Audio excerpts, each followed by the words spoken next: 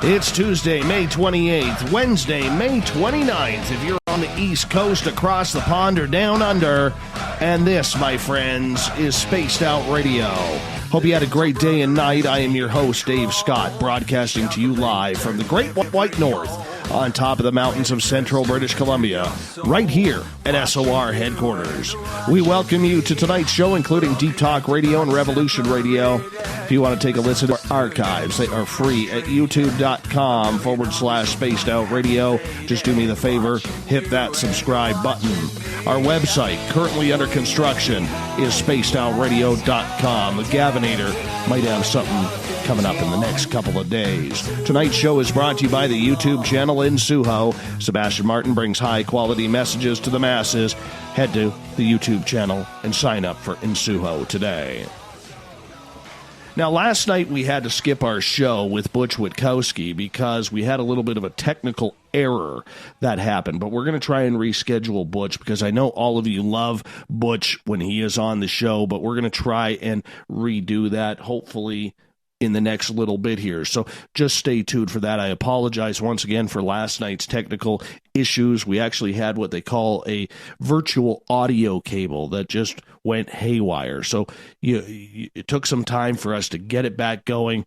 Thanks, Chuck, for helping out so quickly and expediting that issue. We got it all done, so we're ready to go for tonight. Now, unless you have been way too caught up in the mainstream lately, you'll have noticed the last couple of days there's been a plethora of chatter regarding UFOs. It started Sunday with a brand new New York Times article about more Navy pilots coming out about their UFO experiences, including a near collision with one of these craft. Today, the Washington Times had a column by Daniel Dresner, a professor at Tufts University, who stated it's time the public starts to realize UFOs exist. So tonight, we talk with author Preston Dennett. Preston began investigating UFOs and the paranormal way back in 1986. I'm surprised the guy's that old, considering he only looks about 25. That's when he discovered that his family, friends, and coworkers were having dramatic, unexplained encounters. Since then, he has interviewed hundreds of witnesses and investigated a wide variety of paranormal phenomena. He's one of the top writers in this field today. Then at the bottom of hour number 3, I'm going to bring you the SOR Newswire, brought to you by Paranoia Magazine.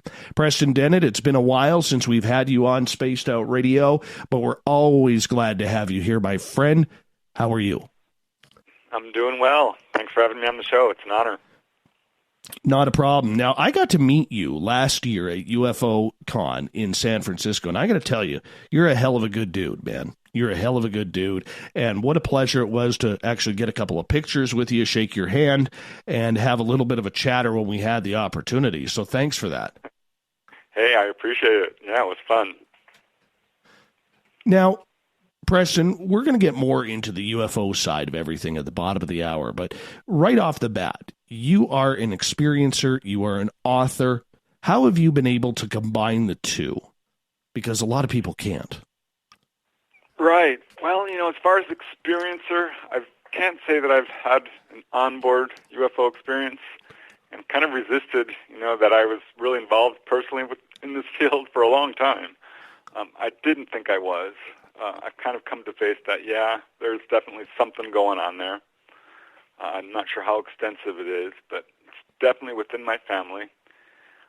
So that's how I got involved. I mean, I found out that my brother had an experience, my sister-in-law, my other sister-in-law, 2 of my nephews have had experiences.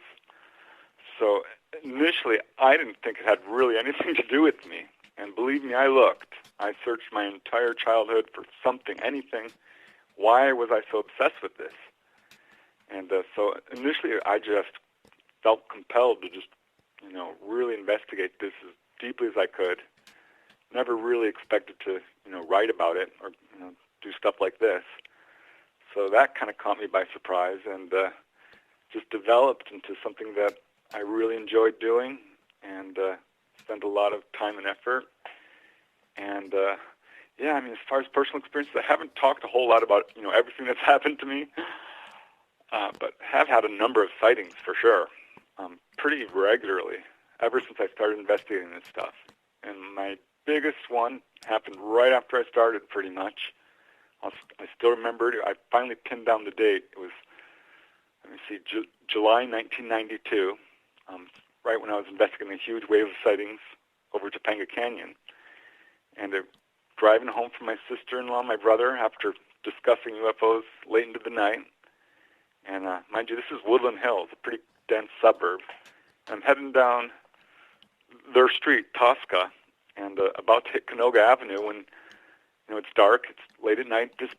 I thought it was a bird. This tiny ball of light comes dropping out of the sky and comes right in front of my windshield. I'm like, well, that's not a bird. I mean, it was the size of a golf ball, maybe a little bigger, bright, glowing, white, not super bright. I'm not going to easily look at it. And darned if this thing just didn't start going back and forth in front of my windshield. And I was, going around a pretty steep hairpin corner, maybe 5 miles an hour. I came to a stop, and this thing goes maybe 2-3 times in front of my windshield, way long enough for me to see, this is a real thing. Dips down a little bit, shoots forward, and goes straight up through the canopy of trees. And here's the weird thing, Dave. I kind of forgot about it. Didn't tell anyone. Didn't think about it for, 2 years, maybe 3, 4 even.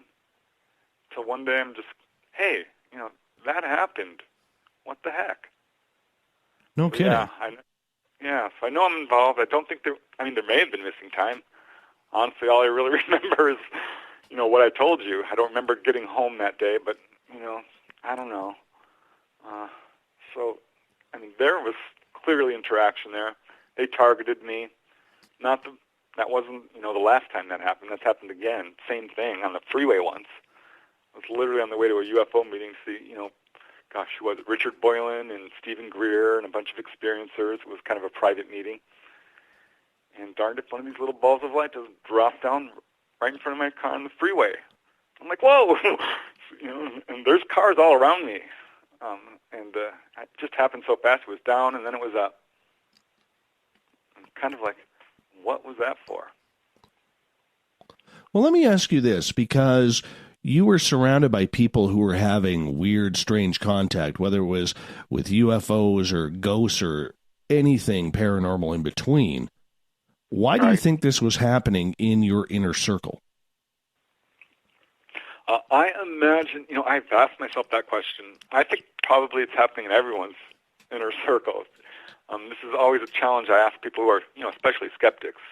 Go ahead, ask people you love and trust. I'm sure there's, 5, 10, 20 of them at least. And I think you'll get a huge shock when you find out that most people have had at least one unexplained experience. Whether it's a premonition or an out-of-body experience or, a ghost sighting or a UFO sighting, something, a near-death experience. And, I found, maybe 2 or 3 people in my family are like, no, haven't had one. I kind of think it just slipped by them. I think it's a natural human experience, maybe not being abducted. But, that's just one theory I have. Maybe, it is in my family. Our family is being tracked, as UFO investigators, we know aliens do track families, ETs. I think we've pretty much established that. So that could be a factor. It could be the place where I live, which, at the time was a huge UFO hotspot and had a wide variety of paranormal activity. Kind of comes hand in hand sometimes, but yeah, that area has a lot of ghost activity, spirit activity, had some cryptozoological creatures running around. I don't know. Do you believe, then, that there is some correlation between UFOs, cryptids, and the paranormal? Because we've segregated each piece of research into their own little genre, but there are very few out there, Preston, who believe that there is a correlation between everything that is supernatural. Right. Well, I think if you dig into this and you really look at it, I started asking the people I've interviewed very open-ended questions, after I'm like, just what unexplained has happened to you? And a lot of the people who are having UFO experiences, intense ones, also had a wide variety of paranormal experiences. whether it's out-of-body stuff or ghost activity, mostly. Even Bigfoot comes into here. So there is absolutely a connection. And I think a lot of long-time researchers particularly have noticed this. And there are some who say, oh, you know what? Probably we're not even dealing with aliens and or Bigfoot or ghosts or anything. It's all just one intelligent phenomenon that's putting on different masks, which I don't believe. I don't believe that's the case at all. I think near-death experiences are completely separate from, an abduction experience. They have parallels, but they're different phenomena. Now, not sure what the connection is. I do know that, there's a residue of cases where Bigfoot and UFOs intersect perfectly.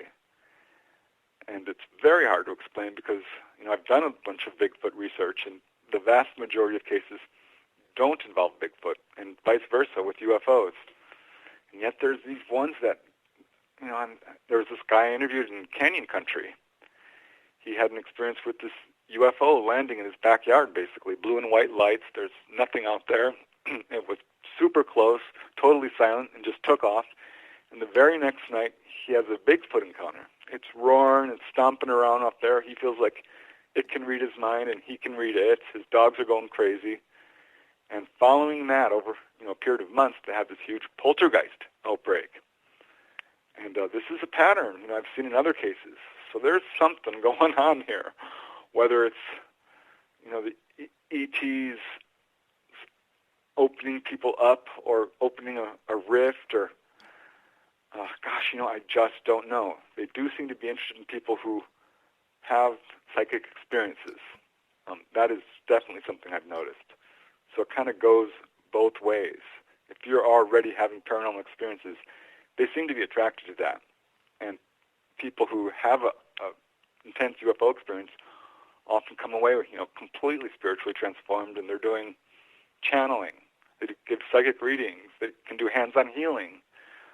They start having astral travel. So that's, as far as I know, there is a connection. I'm not exactly sure what it is, other than it's sort of the interdimensional consciousness aspect of it. Do you find that the majority of people who have these experiences are connected one way with their own intuition, or is it mostly people who have everyday jobs, who are out there doing the grind, trying to live their own life, and just have this abnormality happen? I've looked for patterns, let me tell you, in terms of who's being abducted. My latest book is, UFO healing cases. And so I did a big old study, analysis to see who is having these. Is there any pattern at all? And it's evenly divided between men and women. It's, worldwide. Tiny infants will have experiences as well as old people. Race, religion, none of that seems to matter. What I did find, and it's a loose pattern, the biggest pattern I found is that if you already have a history of UFOs in your own life or in your family, that greatly increases your chances. So there's that. There's also a slight, I would say, effect with geography, where you live. If you happen to live, in the San Luis Valley or upstate New York or, the Santa Monica Mountains. These are areas that are well-known hotspots. Sedona, Arizona. That definitely increases your chances of having not only a sighting, but a major experience. But beyond that, there's one pattern I found, and that's vocation, your job. And this is in regards mainly to, UFO healing cases where people have experienced a physiological improvement as a result of a UFO encounter, which is relatively rare, but not super rare. It's pretty consistent, actually. And I've found that, and again, this is a loose pattern, but it's there, it keeps turning up. People who are doing what I would characterize as good work for humanity in some way. And by that I would say, there's a guy who's an inventor. He had a healing.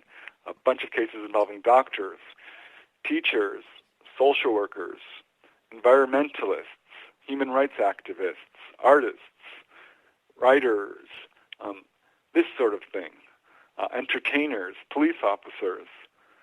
And, I'd like to say it's a really strong pattern, but it's not, because there's a good third of the cases that just seem to be random. you're out driving late at night, and sorry, I mean, it's your lucky day. So that's one way to put it. Yeah, I mean, there's a random factor to it, no doubt. That one thing I have noticed is if you have a friend who's an abductee or a brother or whatever, that's definitely going to increase your chances. There's sort of a contagion factor in terms of, having an onboard experience. Now, when you talk about your book, UFO Healing Cases, what's happening to these people? Like, are we talking people who get scratched and a couple of UFO Band-Aids put on them? Or are we talking severe cases of, say, people having, torn ligaments in their knee or cancer or something along those lines? It's the entire spectrum. It's really astonishing. I'm surprised it's not more well-known, because I've found that pretty much all the major researchers have cases like these. Bud Hopkins, David Jacobs, John Mack, Brad Steiger, Barbara Lamb, Yvonne Smith. I mean, I could go on. All have cases involving healings, and it's not just injuries. I cataloged 300 cases, documented over 300 cases in this latest book, and it's about 50 cases of injury healings, and that includes, broken legs, cuts, backache, head injuries, all kinds of injuries. And it goes beyond that to minor infections, perhaps, colds, flus, ulcers, major conditions, major diseases, certainly. Yeah, diabetes, diphtheria, tuberculosis, arthritis, jaundice, and muscular dystrophy, multiple sclerosis, and 40 cases of cancer. Some of these cases are, of course, better verified than others. But man, oh man, there's a good amount of really reputable cases in there. People have been cured of just about everything, yeah. These people who are being healed, why them? Were they always ET contactees, or were they people who had first-time contact and ended up finding a species that was pretty graceful? Yeah, I mean, there's definitely a random factor to it. If you have a history of it, if you're doing good work for humanity, that turns up. If you know someone is having, I'll tell you, when I first started doing research, I found 2 cases of people who were praying for healing or asking for one and received one, and they were both abductees. But now I've got a good 20 or 30 cases where people were praying to God or angels. And that's not who came down. One lady from the Midwest, she was diagnosed with breast cancer. She was very upset. She's going to have surgery and chemo, the whole deal. She and her husband were crying as they lay there in bed. They had just found out, and praying and praying and praying. And she, fell asleep crying and woke up in the middle of the night to find herself in this tiny, rounded, bright room surrounded by gray-type ETs. And didn't say anything. That's all she really remembers. And she went to the doctor, and the doctor's like, well, this is strange. I don't see any trace of your cancer. It's gone. I don't know how to explain it. And she, of course, attributes it to this. And that's not the only case like that. I mean, there was another lady. She's praying and praying and praying because she's suffering renal failure. She went to her doctor. The doctor's like, you have to go to the emergency room right now. She didn't. She went straight home and called her family. She called her friends. She called her coworkers. She called everyone she knew and said, pray for me. I need your prayers right now. And that night she was visited by not Greys. Greys do the majority of healings, by the way. I would say about half. But these were short, dark-skinned humanoids.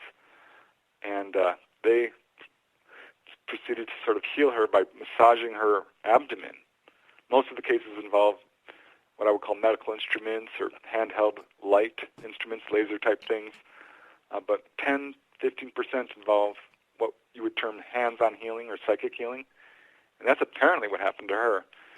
And she passed out. This went on for quite some time. And she woke up in the morning, and she was able to urinate for the first time in 3 days. went to the doctor, and the doctor's like, well, shoot, I don't know how to explain this. I must have misdiagnosed you. And she wasn't sure what had happened. She thought, gosh, was this angels or aliens or what's going on? And it was 2.5 months later, she had a full-on abduction experience. It was the same short, dark-skinned figures. And they told her that we're doing a checkup on you. We need to see how your kidneys are doing. And they laid her out, and she described something I've heard many times before, which is having all your insides lit up in full living holographic color right next to you, sort of a living X-ray.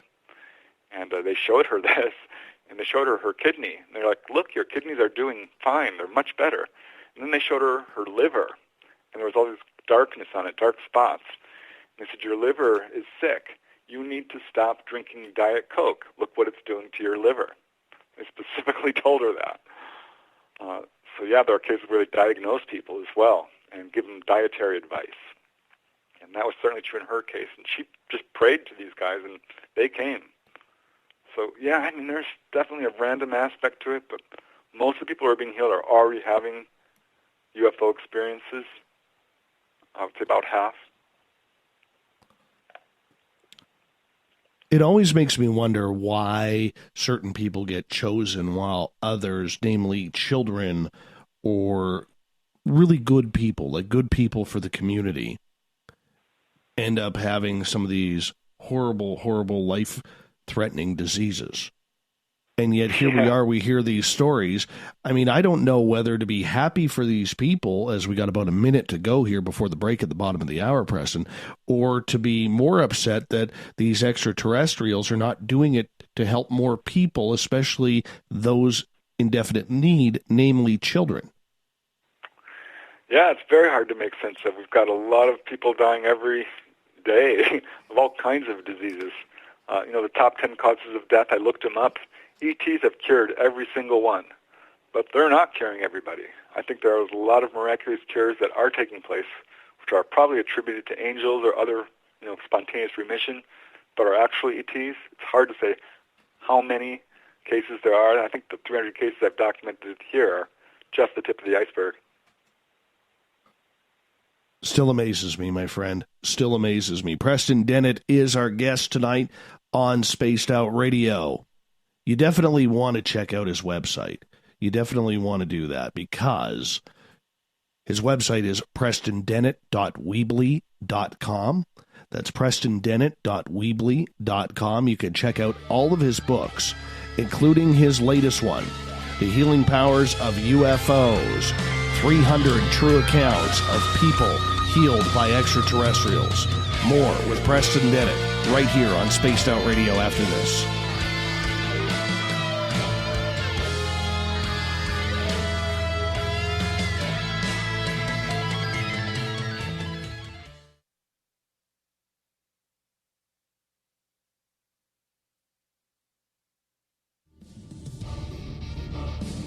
Come get spooked at the 4th Annual Forest Moon Paracon in Cedar-Woolley, Washington, Saturday, September 28th. UFOs, ghosts, aliens, Bigfoot. Speakers include Mike Morin and Jason Jordan, R. Keith Andrews, and Dave Scott from Spaced Out Radio, and so much more.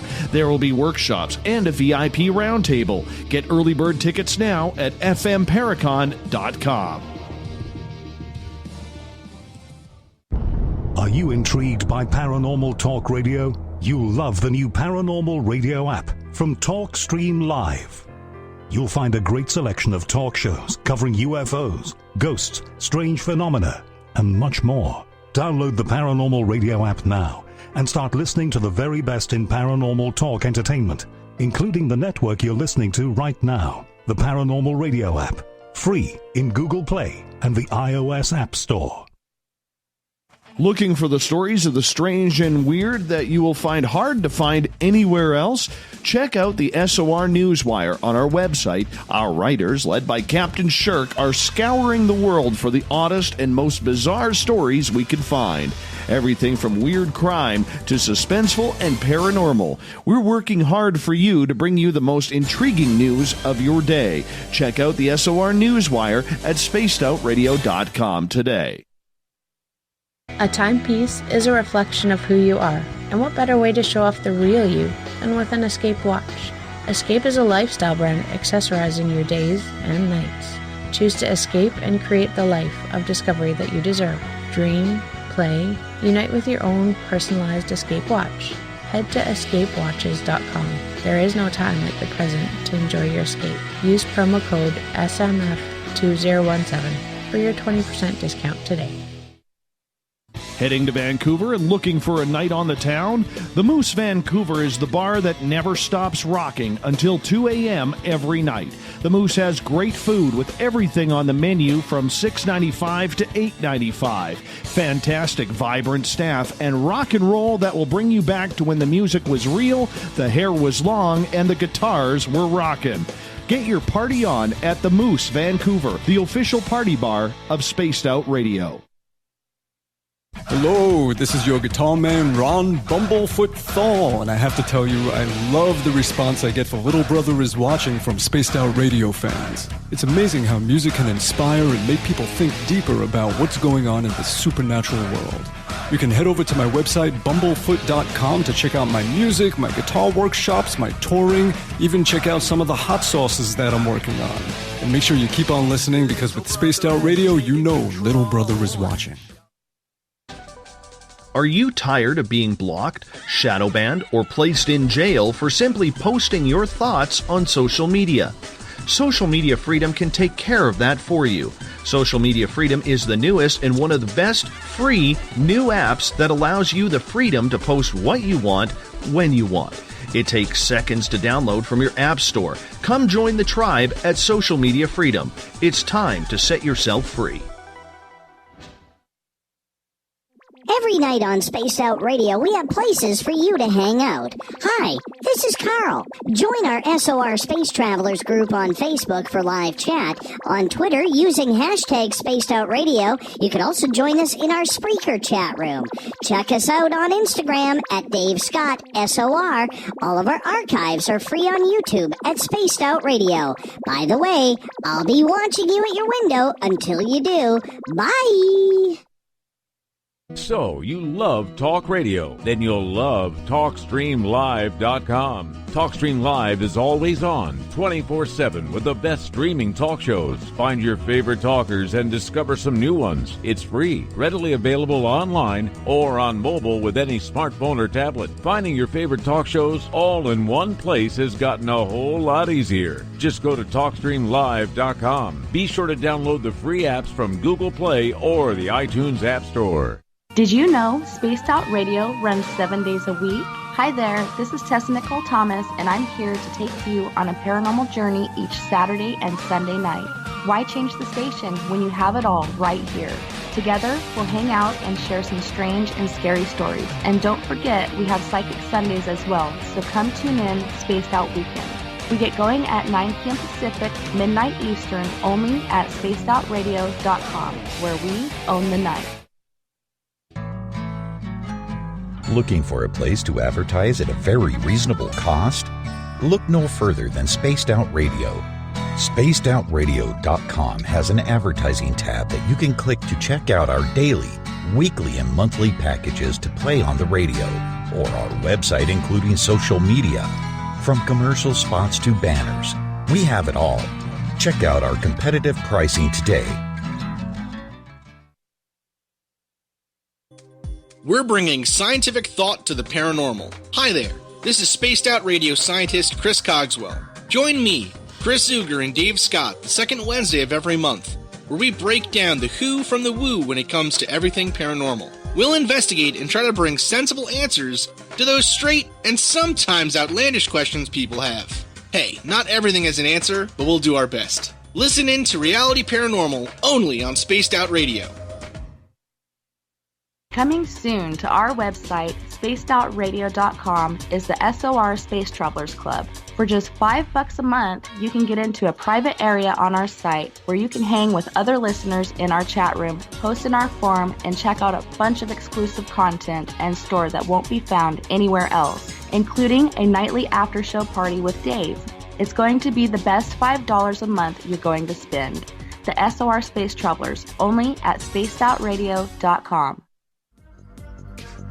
Coming up this September 21st and 22nd, all UFO eyes will be focused on Toronto for the 4th Annual Alien Cosmic Expo. Come listen to some of the biggest names and experiencers in ufology. Travis Walton, Paul Hellyer, Richard Dolan, Paula Harris, Grant Cameron, Randy Kramer, and Spaced Out Radio's own Dave Scott. Tickets are on sale now at aliencosmicexpo.com.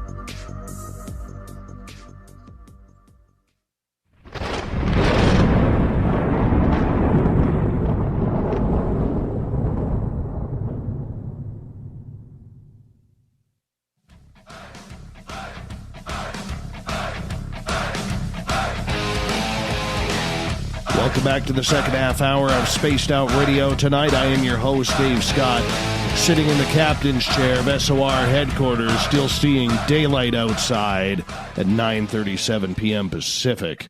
Kind of awesome as we get closer to the solstice. Want to remind all of you that if you've caught any of our archives on our YouTube channel, thank you so much. But if you're looking where we store them, go to youtube.com/Spaced Out Radio. Really appreciate you hitting that subscribe button. The Gavinator's working hard on our website. Should have something in the next few days back up at spacedoutradio.com. Stay patient, stay tuned. I'm having to do it, so we need you to as well. Preston Dennett is our guest tonight on Spaced Out Radio. Healing UFOs. Yes. We're right into it. His website, PrestonDennett.weebly.com, where you can check out his latest book, The Healing Powers of UFOs, 300 True Accounts of People Healed by Extraterrestrials. Preston, welcome back to the show. Hey, thank you. When you hear these accounts of 300 different people plus that you have talked to regarding these healings by extraterrestrials, you mentioned in the first half hour that you were looking for some sort of pattern. Did you find any? Not really. You know, it's evenly divided between men and women. I've got cases involving children who were 3, 4 years old.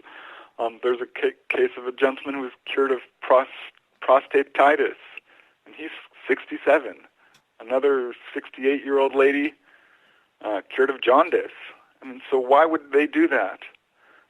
There was one guy, Jim Law, in Gainesville, Florida, had a history of experiences with gray-type ETs. They abducted him pretty regularly. He'd gotten, well, not used to it, but was dealing with it as best as he could and was able to communicate with these guys.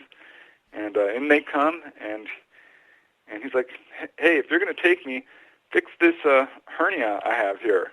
And they told him, we know the problem of which you speak, and we will fix it.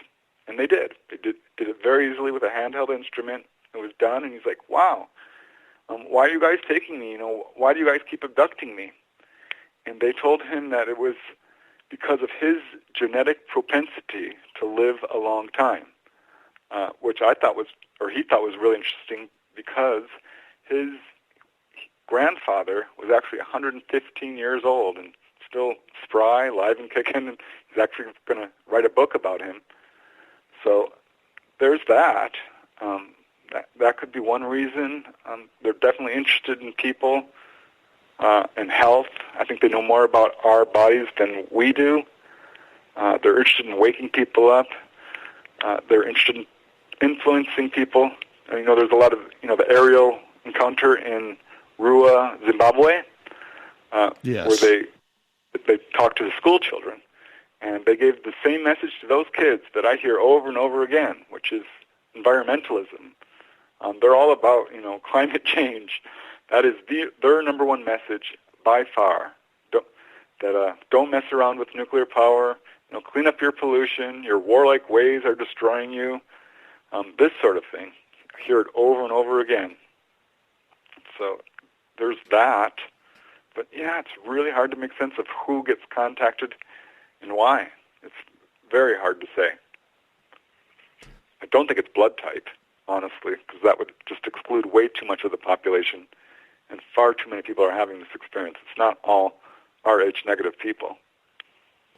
Well, that brings up a good point, because there are so many people in the UFO community who believe it is about the Rh-negative, yet your statistics with this book show differently. Exactly. I'm not saying that's not a pattern, but no, there's a lot of people of all blood types who are having these experiences, and it doesn't have anything to do with race or religion or health even. I know people who are not healthy people, and they're having regular experiences. Guy's got Crohn's disease, high blood pressure, he's a heavy smoker. He's like, I'm hardly an ideal specimen, but they take him regularly. And don't heal him. So it's very hard to say.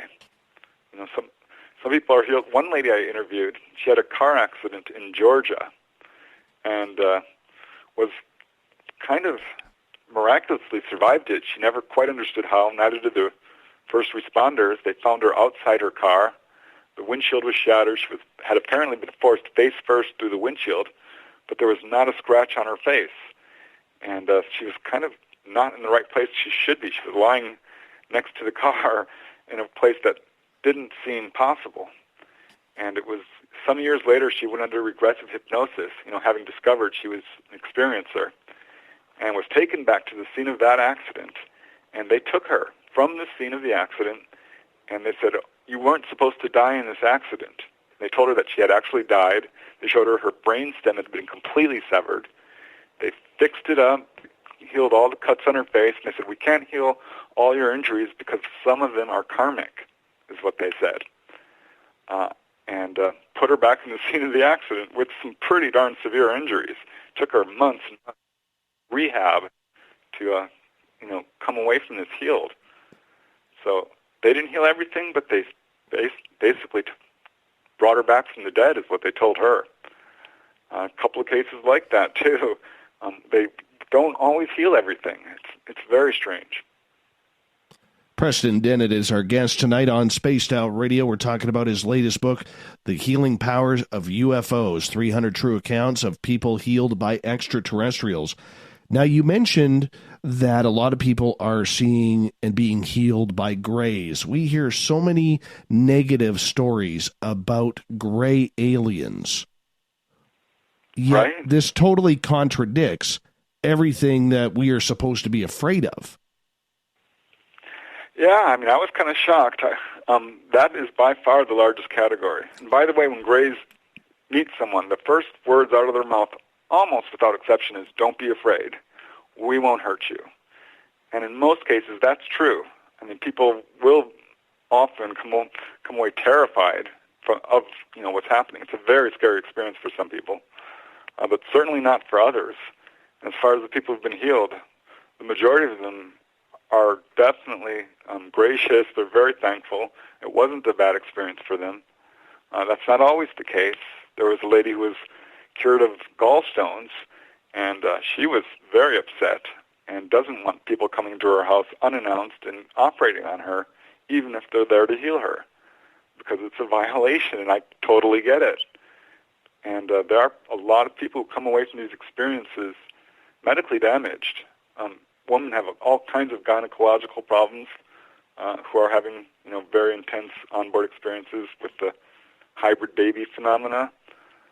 So, yeah, I look at it sort of a bell curve as far as the ET activity. It's basically what we do. It falls under the same umbrella as human behavior for the most part. There are, unpleasant cases. ETs sometimes have a terrible bedside manner. These grays don't always communicate with people, and it can be very arrogant and very hard to deal with. One lady I interviewed from Norway, she's an art director, and she's now a human rights activist and animal rights activist. She had badly injured her back and has no history of grays or sightings or anything in her family that she knows of at all. And lying in her bed one night and wakes up, her back is terribly injured, she can't work.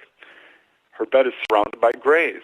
And she freaks out and she screams and she's trying to communicate with them. They never said a word. They flipped her around like a rag doll, put her on her stomach and pressed something against her back and cured her back injury in literally 30 seconds or less. And just filed out through the wall. She turns and she looks, and there's this bright, eerie blue light outside. She runs up and looks, and it switches off. they're gone, and that's when she realizes her back is cured. So no, their bedside manner was not great, but they did cure her. It's really hard to make sense of. What I don't see in terms of ET behavior is what I would call sadism or torture-like behavior, which we do a lot of. It would be much easier for me to say that humans are a negative species rather than the Greys. But yeah, they can be terribly arrogant and treat people like a lab rat. On the other hand, there are others who have very loving experiences. So you have a real bell curve there, and most of them are just sort of right there in the middle, pretty neutral. Preston, you mentioned there were other species of extraterrestrials who were doing this as well. Maybe describe the other ones that people have come in contact with for health reasons. Right. Well, it fits exactly the pattern I have when anyone has an encounter with, alleged ETs or alien figures. It's mostly Greys, 50, 60, maybe up to 70% of the people I talk to describe some variation of the Greys. It can be, 3 foot, 4 foot, 5 foot tall, even taller, but generally some variation of that. Second to that, in terms of healings, and it's the same either way, would be human-looking and praying mantis type are both fairly common following the Greys. And after that, there's sort of this catch-all category. I don't get a lot of reptilian cases, really, very few. It does happen, but gosh, it's only a handful. But there's this weird catch-all category that I don't even know how to begin to describe it, because it's short humanoids, it's tall humanoids, it's humanoids that are uniquely described, and I can't categorize or match up to any other case, really. Like this one lady, a housewife from Nebraska. She's like, I have no idea why they're picking on me. I'm a nobody. Was suffering from hypoglycemia. She was like fainting and had to carry food around and orange juice, and was having a real hard time with it. She was losing weight. The doctors couldn't diagnose her. They didn't know what to do. And she is walking through her living room one night to go sleep next to her husband, who slept out in the living room because of snoring. Well, she was too afraid to be alone at this point, so she went to go sleep with him and is taken and finds herself in this underground-looking area, she thinks. It was a huge, huge gymnasium-type room, a stadium with a round roof, very high up. It was indirectly lit, but very bright. There was industrial carpet on the floor, and it was filled with hundreds of cubicles. She was in one of the cubicles lying on a table. She looked across from her. There was another cubicle, a guy in a plaid shirt is lying on the table, and they're looking at each other and waking up and trying to figure out what the heck is going on when she sees someone striding down the corridor towards her.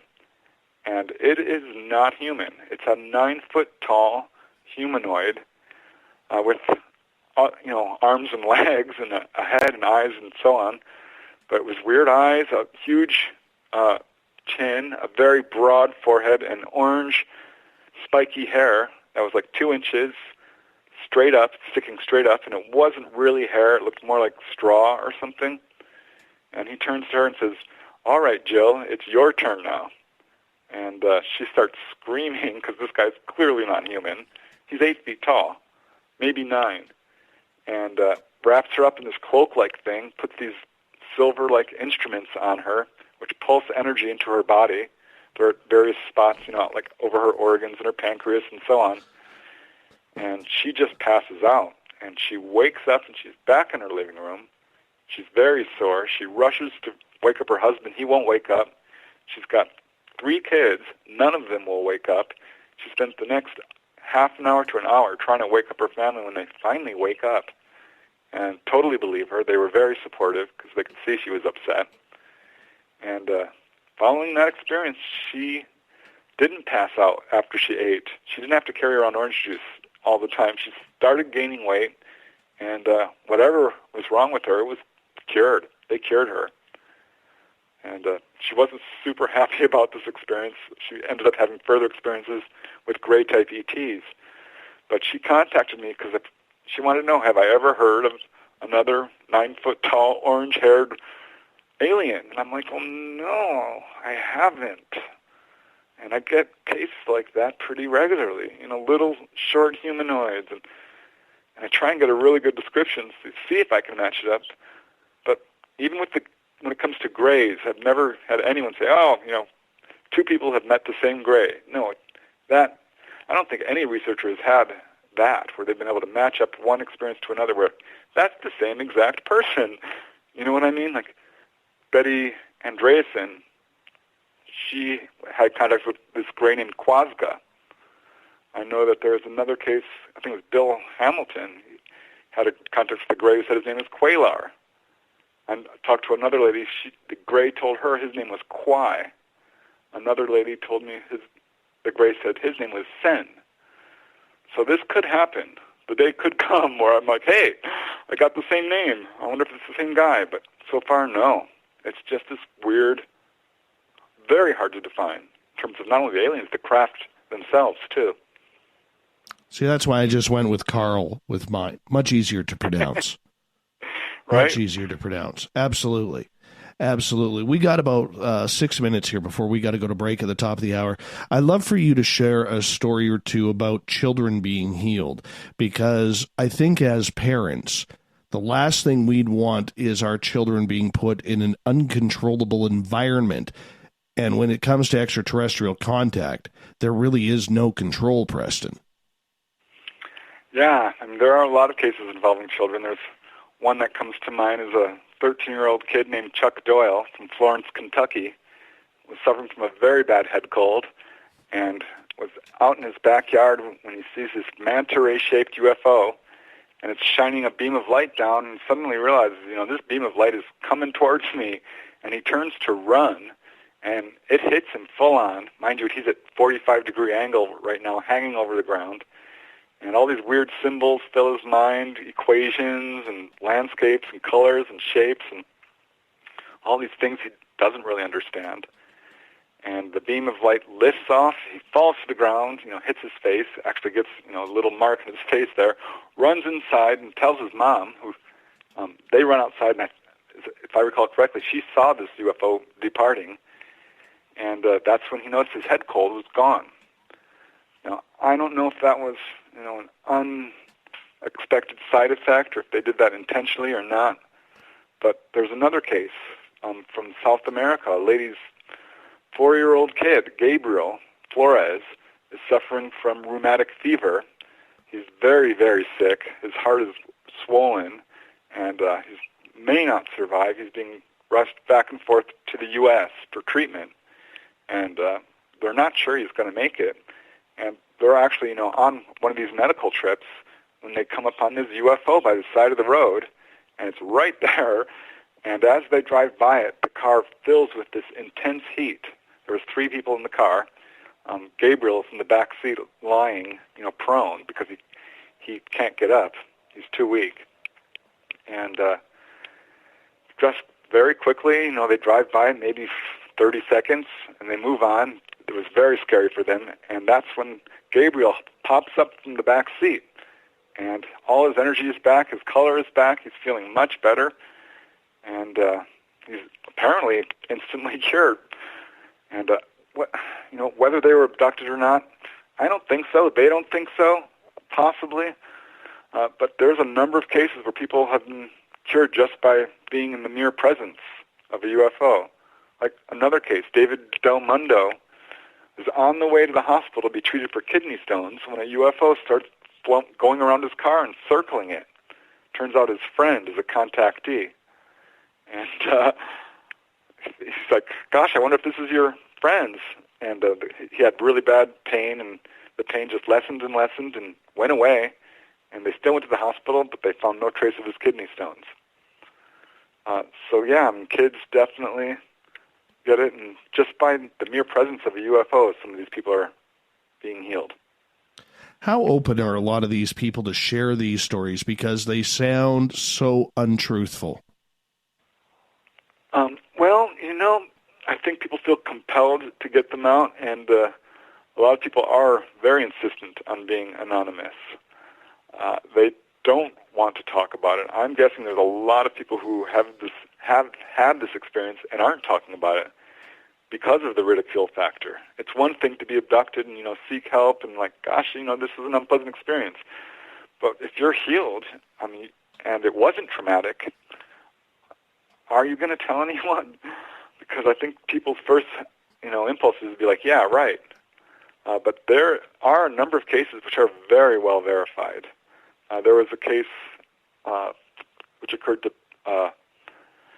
Ventura Maceres was his name. He was struck by a beam of light. This was back in the 60s in Brazil.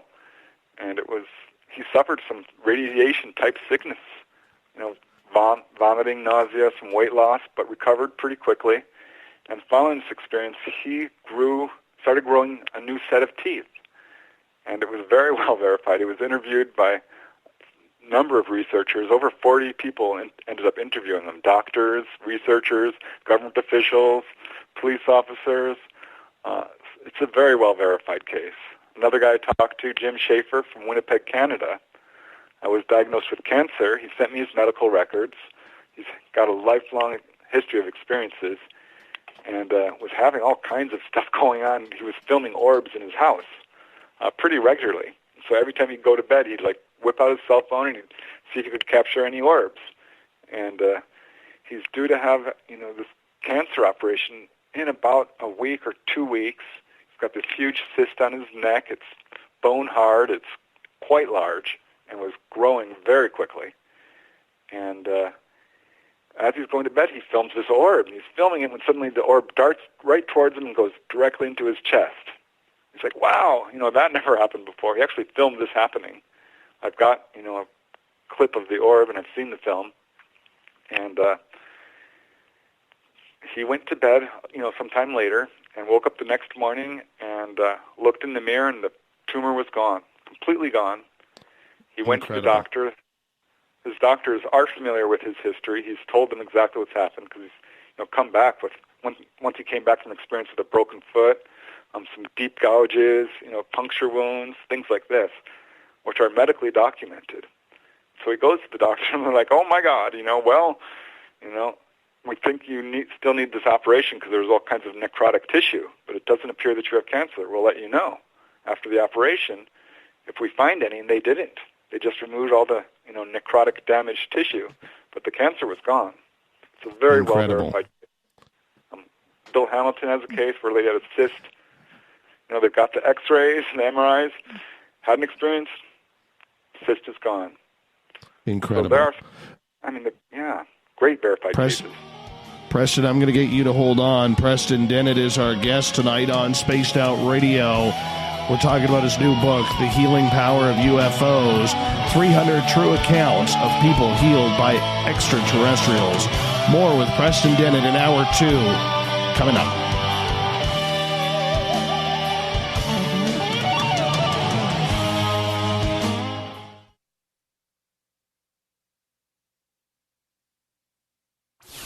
Hang out with Spaced Out Radio, where we own the night. This is Carl. You can follow Dave on Twitter at Spaced Out Radio, and during the show, use the hashtag Spaced Out Radio to chat with us live. On Instagram, at Dave Scott SOR. On Facebook, give our page a like, Spaced Out Radio Show. SOR archives are free on YouTube at Spaced Out Radio. Come join us, or I will come join you. See you at your window. On the first Tuesday of every month, I encourage you to come along for a journey with me, Geraldine Orozco, on The Spiritual You. Together, we will take a look at how to access the highest expression of yourself and change your life. Consciousness, ET contact, health, and wellness, we can talk about it all. So come along for a spiritual ride with me, Geraldine Orozco, on The Spiritual You, only on Spaced Out Radio. Get your horns up with me on Spaced Out Radio. This is Ron Bumblefoot Thal. Come tune in to SOR, where you can hear me rock out with Little Brother Is Watching, the official theme song of Spaced Out Radio. And then come on over to bumblefoot.com, where you can find out about my tour schedule, my music, and everything else. Bumblefoot.com keeps you up to date on what I'm doing and the best way to stay in touch with my music and music camps. Sign up for my newsletter at bumblefoot.com, and remember, Little Brother Is Watching. Canada's largest UFO conference is ready to roll in Toronto this September 21st and 22nd at the Alien Cosmic Expo. This year is about the experience. Listen to the stories of Dave Scott, Travis Walton, Paula Harris, Grant Cameron, Ryan Stacey, Richard Dolan, Leslie Mitchell-Clark, and more. Get your tickets now at aliencosmicexpo.com.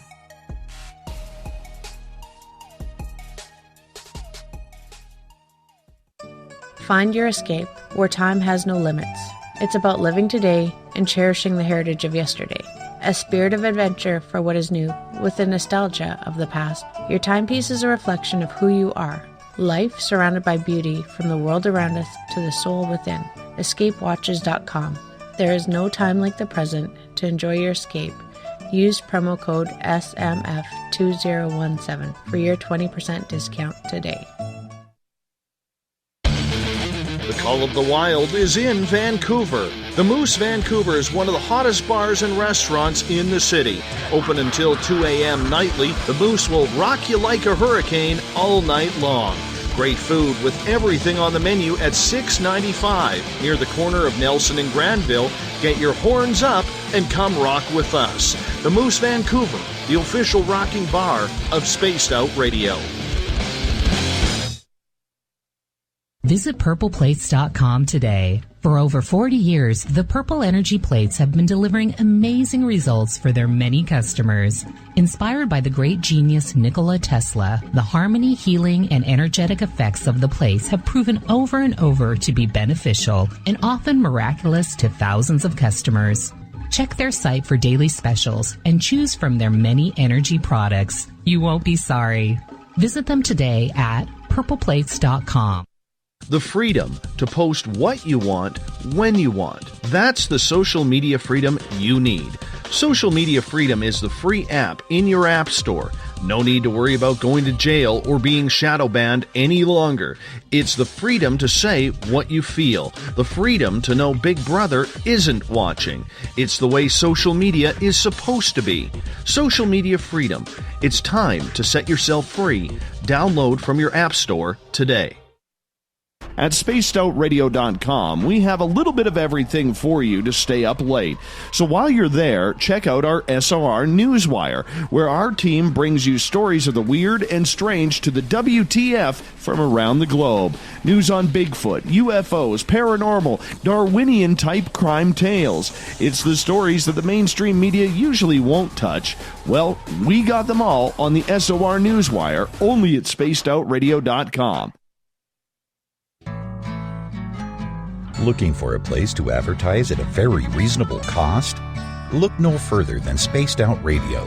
SpacedOutRadio.com has an advertising tab that you can click to check out our daily, weekly, and monthly packages to play on the radio, or our website including social media. From commercial spots to banners, we have it all. Check out our competitive pricing today.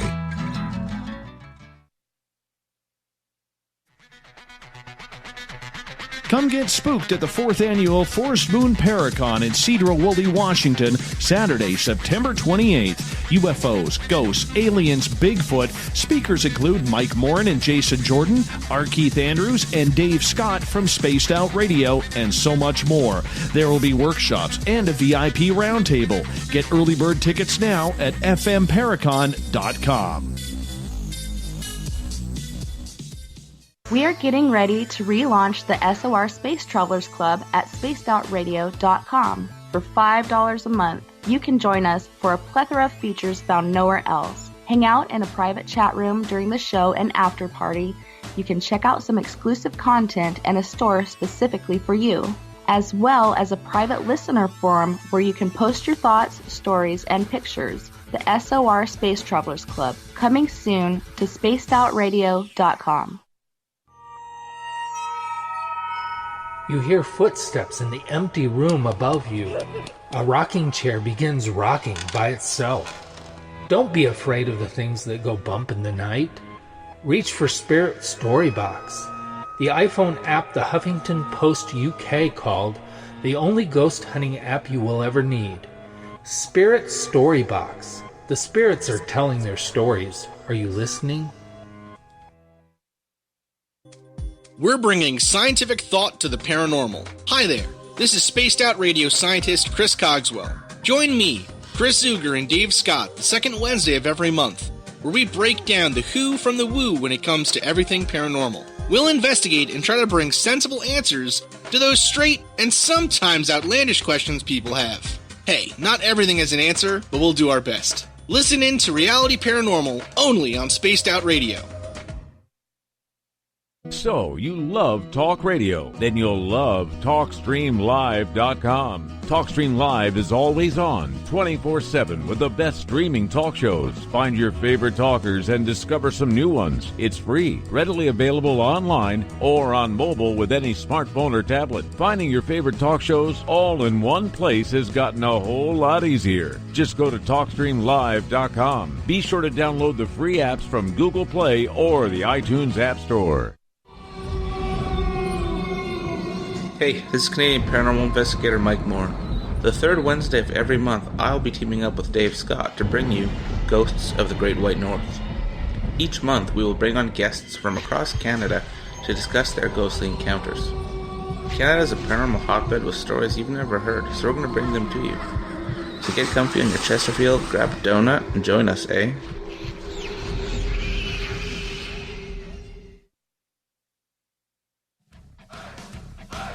You're listening to Spaced Out Radio with Dave Scott. Follow Dave on Twitter at Spaced Out Radio and on Facebook, Spaced Out Radio Show. Welcome back to hour number 2 of Spaced Out Radio. Tonight, I am your host, Dave Scott. Thank you for being with us. Tomorrow night on the show, we're still waiting to hear if John Tenney is traveling or he's going to be able to make it for his Paranormal Weirdo segment. We get going at 9:06 Pacific, 12:06 a.m. Eastern at spacedoutradio.com. Hi to everyone listening in on our terrestrial affiliates, KDNF AM 1560 in Dangerfield, Texas, WQEE 99.1 FM in Newnan, Georgia, UPRN 107.7 FM in New Orleans, AM 1030 KDUN in Reedsport, Oregon, and KZFX 93.7 FM in Ridgecrest, California. On the digital side, hi to everyone listening in on Revolution Radio and Deep Talk Radio. Remember, all of our archives are free at youtube.com/Spaced Out Radio. Just do me the favor, hit that subscribe button. The Desert Glam has set the password for tonight in the SOR Space Travelers Club. Diesel. Diesel is your password. Make sure you use it wisely, Space Travelers, as the Clam sets the password each and every night right here on the mighty SOR. Our website is spacedoutradio.com, currently under construction. The Gavinator will have it up and running very, very soon, so do hold on and sit tight. Should be worth it. Tonight we are talking with Preston Dennett. He is the author of his brand new book, The Healing Powers of UFOs, 300 True Accounts of People Healed by Extraterrestrials. You can find all his books on his website, prestondennett.weebly.com. Preston, thank you so much for joining us tonight. Hey, my pleasure. When you were looking into this story of these healings, did you talk to any of the doctors or any scientists who followed up on this, who are claiming that this was just some sort of miracle that never happens? If so, what was their reaction? Only to a limited extent. I mean, like there was one lady I did interview who had a cyst removed. She was diagnosed with a cyst in her fallopian tubes, and shortly before she went to the doctor to have it removed, the surgeon, she had an experience. She doesn't really remember what happened other than it was a very restless night. She thinks something did happen. She goes to the doctor, and they do, all the preliminary x-rays and MRIs right before the operation. And they're like, well, this is strange. Your cyst is gone. And she's like, really? And she kind of knew what happened at this point. And they're like, well, did you have surgery? And she says, no, of course I didn't. And they were like, well, yes, you did, because there's fluid here in your fallopian tube, which is only present after you've had surgery. And there's these what are these laser scars here on your abdomen? And she looked down, and sure enough, they were there. And she's like, I don't know. I don't know what to tell you. She didn't tell them what happened, and the doctor was really upset. And there's another case where, I forget the guy's name, but he did go public. Fernandez, I believe it was. He had a tumor in his lung and went to the doctor and was going to have it removed. Actually had an experience there in the hospital, which may sound surprising, but good 10-15% of the cases of people who are healed in their hospital room by ETs that come in, humanoid, grays, praying mantis. Those are the main type. And that's what happened to him.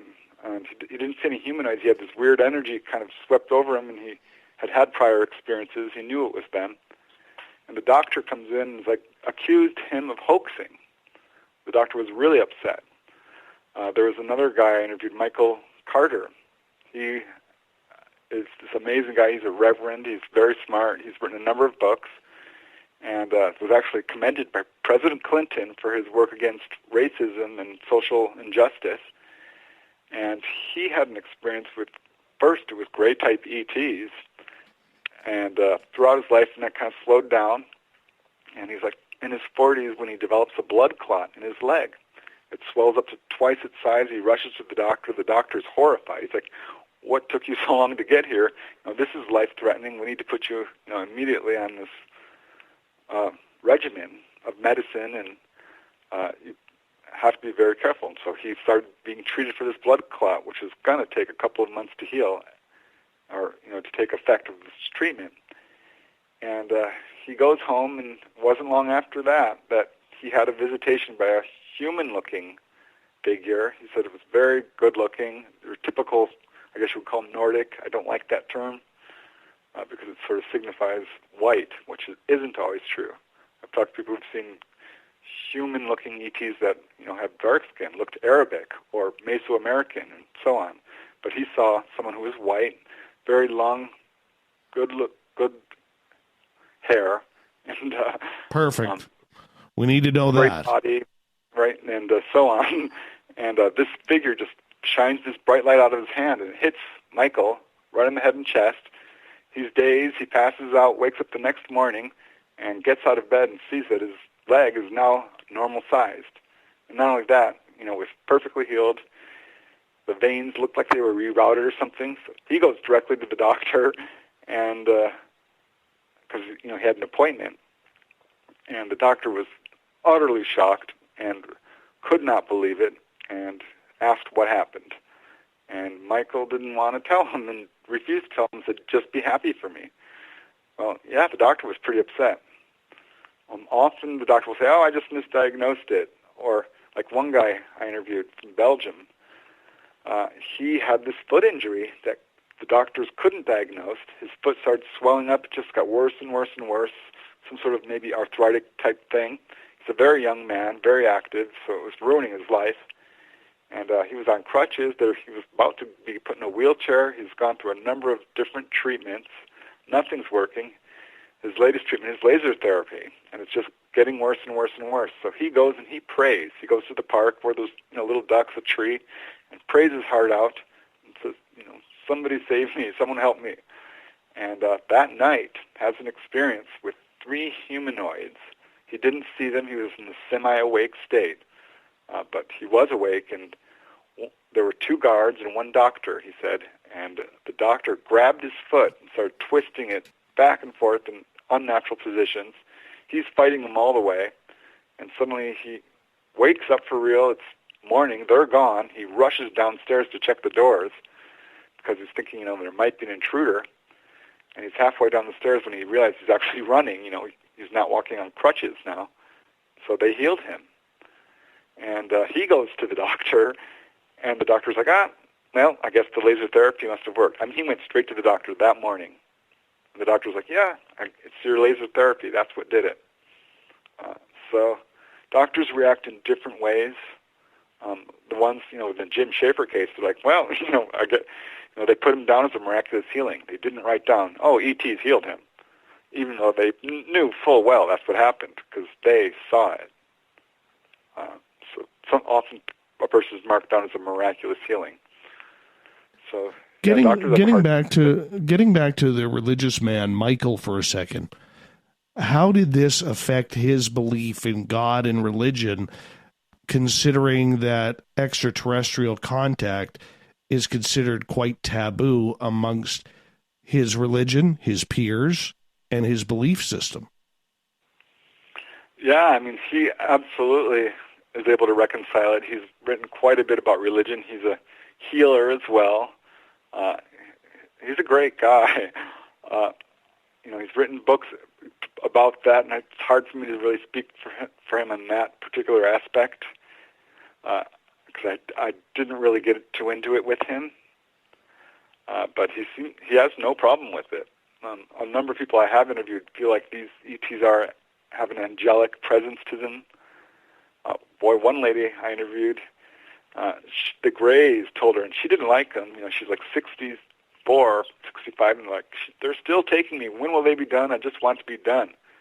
And they told her that a lot of the accounts that people think are angels were actually them. So, there's a bleed through there. I looked into the literature on angels. I'm like, holy cow, there's a lot of healings by these glowing figures and this type of thing, which could be easily interpreted as ET, or for that matter, vice versa. Wouldn't surprise me a bit if people who think they're ETs, because the literature on angels, and benevolent spirits is very compelling and very extensive. Question coming from the chat room from Gail. Preston, how do you go about collecting these stories? Well, it's been 30 years since I've been doing this. Gosh, 35. So it started out with my friends, family, and coworkers. I was shocked that I knew so many, and branched out immediately to that. And I built this network up. I work at an office where there's a high turnover. I've gotten a number of cases there. My website, my books, when I speak. So it's kind of snowballed to a point where I'm contacted fairly regularly by people who are having experiences, and when I was doing this research for healing cases, I definitely put that out there and, let people know, if you have a case where this has happened to you, I would love to speak to you. I got a few cases that way. And then there's just this weird sort of coincidental factor that definitely operates. I'll be the post office, or anywhere, at the grocery store, and people walk up to me and mention UFOs. And I'm not well known, I don't think. And certainly this has happened before. I had a lot of books out, and I'm not wearing a UFO shirt or a hat or anything. And it just comes up. It's the weirdest thing. All over the place. I get them. It's not hard. A lot of people are having this experience. Preston, there's a lot of people out there who would love for something like this to happen. Was it just prayer that led people to these experiences, or was it just putting it out to the universe like we hear so much that we're supposed to do and let the universe take care of things? Where do you think?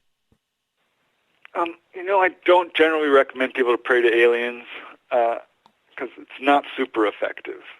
Of all the cases, there's not a whole lot. There's just a handful where that has actually really worked. But it has worked, so I can't discount it. I collected about 20 cases of people who've had a healing as a result of an out-of-body experience. And these are like chronic diseases or injuries. It could be a cut on your finger, or a cold, or sarcoidosis, which was a fatal liver disease. This guy was dying of it. Robert Monroe, this happened to. This happened to a lot of people, of a wide variety of conditions. So that's another avenue of healing for sure. Near-death experiences, people come away from those healed. I know a lady was healed of cancer. So I don't know. I mean, praying to aliens is, I'm not going to say don't do it, but I'm just cautioning that, one thing, be prepared what you're asking for, because this could happen, and I'm not sure that it's super effective. We're all going to die. We're all here on Earth for a short period of time, unless you're, super enlightened and have learned how to, basically go back and forth to the other side, and dematerialize your body, so to speak. to a certain extent, aliens aren't going to cure everyone because it would cause a lot of problems. And here's something kind of interesting when it comes to the whole healing thing. There are a number of whistleblowers out there who are saying, we have the healing technology. We've got the crashed UFOs. If you look at the UFO literature, in terms of onboard experiences, there's a very strong medical theme. The thing most people report is being physically examined. It's very common. So we have some of this handheld technology that allows cuts to be cured, very much like we see in Star Trek. Some whistleblowers have said this. Another instrument they supposedly pulled out was this little jewel-like device which slides over the body and it goes to wherever any tumor or cyst is in the body and displays it holographically. So, gosh, this technology is within our possession. It's apparently being used on a limited basis. But can you imagine? I mean, if the wrong hands, this technology falls into the wrong hands, it would create a super army of soldiers who you couldn't injure. They would just bring them back and sew them up and send them out again. It would create all kinds of problems with overpopulation, with the whole medical industry, the insurance industry. There's going to be a ripple effect when all this goes down. And, it's part of the disclosure movement is definitely this ET medical technology. The whole ET technology is part of it. Preston Dennett is our guest tonight on Spaced Out Radio. We're talking healing extraterrestrials. Very interesting topic. Jade has a question. She is asking, I wonder if these people who were healed went on to live different lives, perhaps with more purpose. Did you find that, Preston? That's a great question. To some extent, there's a few cases that do say that. There was one guy who had a motorcycle accident, and the ETs basically said, we'll heal you, but you're going to have to change your ways, and he did. He was kind of a rough and tumble guy and not doing a whole lot of good. I don't know what he started doing, but by and large, they seem to be more attracted to people who are already doing that kind of work.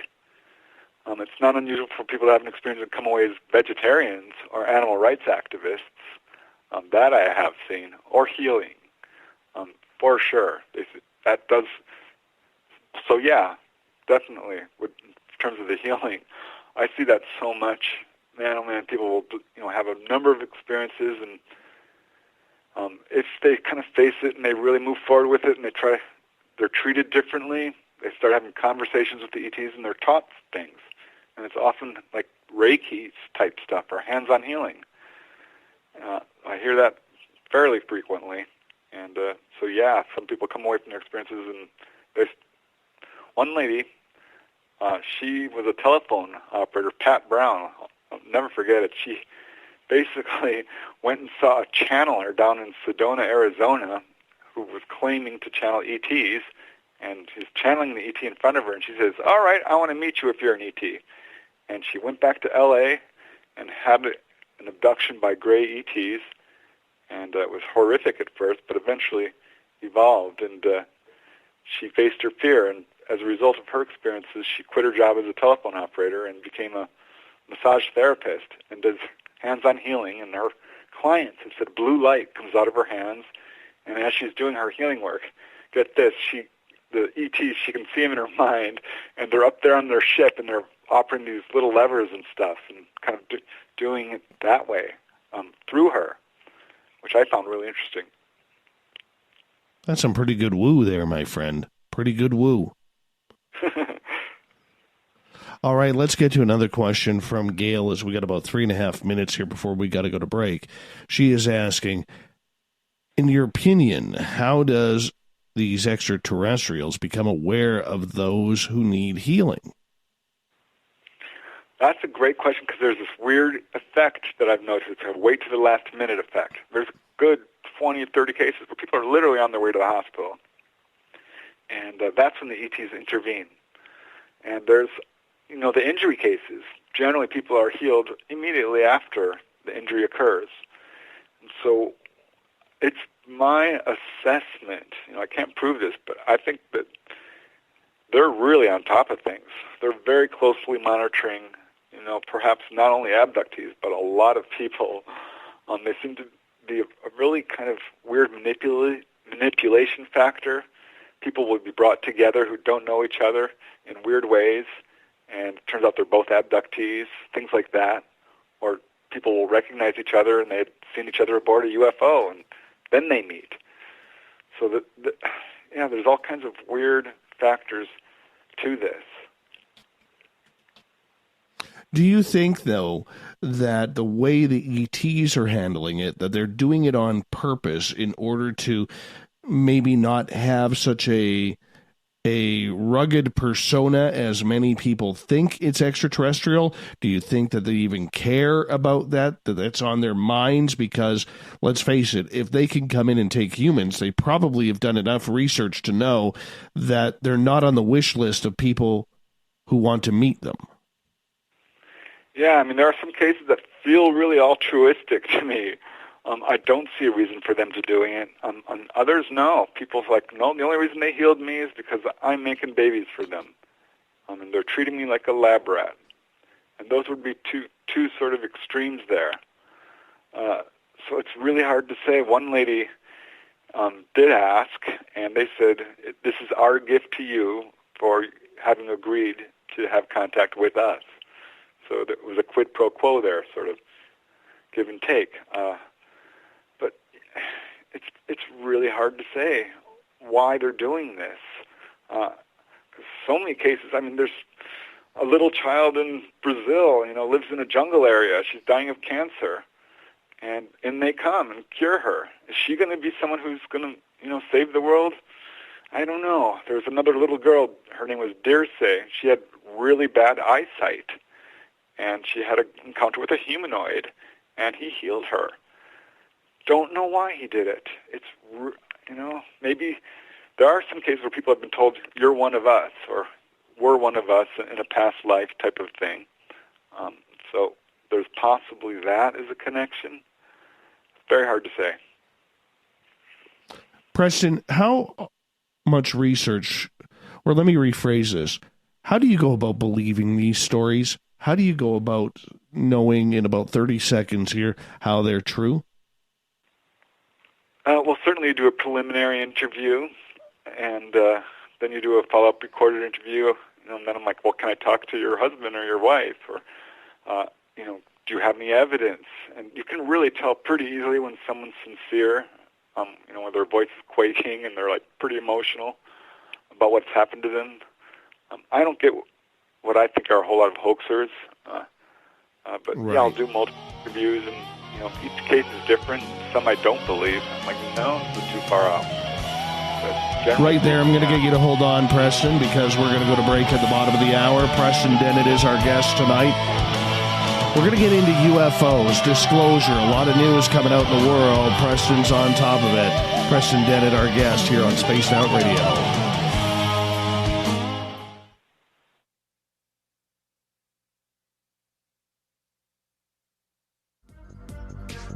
Coming up this September 21st and 22nd, all UFO eyes will be focused on Toronto for the 4th Annual Alien Cosmic Expo. Come listen to some of the biggest names and experiencers in ufology. Travis Walton, Paul Hellyer, Richard Dolan, Paula Harris, Grant Cameron, Randy Kramer, and Spaced Out Radio's own Dave Scott. Tickets are on sale now at aliencosmicexpo.com. Did you know Spaced Out Radio runs 7 days a week? Hi there, this is Tessa Nicole Thomas, and I'm here to take you on a paranormal journey each Saturday and Sunday night. Why change the station when you have it all right here? Together, we'll hang out and share some strange and scary stories. And don't forget, we have Psychic Sundays as well, so come tune in Spaced Out Weekend. We get going at 9 p.m. Pacific, midnight Eastern, only at spacedoutradio.com, where we own the night. A timepiece is a reflection of who you are, and what better way to show off the real you than with an Escape watch? Escape is a lifestyle brand accessorizing your days and nights. Choose to escape and create the life of discovery that you deserve. Dream, play, unite with your own personalized Escape watch. Head to escapewatches.com. There is no time like the present to enjoy your escape. Use promo code SMF2017. for your 20% discount today. Heading to Vancouver and looking for a night on the town? The Moose Vancouver is the bar that never stops rocking until 2 a.m. every night. The Moose has great food with everything on the menu from $6.95 to $8.95. Fantastic, vibrant staff and rock and roll that will bring you back to when the music was real, the hair was long, and the guitars were rocking. Get your party on at the Moose Vancouver, the official party bar of Spaced Out Radio. Every night on Spaced Out Radio, we have places for you to hang out. Hi, this is Carl. Join our SOR Space Travelers group on Facebook for live chat. On Twitter, using hashtag Spaced Out Radio. You can also join us in our Spreaker chat room. Check us out on Instagram at Dave Scott SOR. All of our archives are free on YouTube at Spaced Out Radio. By the way, I'll be watching you at your window until you do. Bye! Are you intrigued by Paranormal Talk Radio? You'll love the new Paranormal Radio app from TalkStream Live. You'll find a great selection of talk shows covering UFOs, ghosts, strange phenomena, and much more. Download the Paranormal Radio app now and start listening to the very best in paranormal talk entertainment, including the network you're listening to right now, the Paranormal Radio app, free in Google Play and the iOS App Store. So, you love talk radio? Then you'll love TalkStreamLive.com. TalkStream Live is always on, 24/7, with the best streaming talk shows. Find your favorite talkers and discover some new ones. It's free, readily available online or on mobile with any smartphone or tablet. Finding your favorite talk shows all in one place has gotten a whole lot easier. Just go to TalkStreamLive.com. Be sure to download the free apps from Google Play or the iTunes App Store.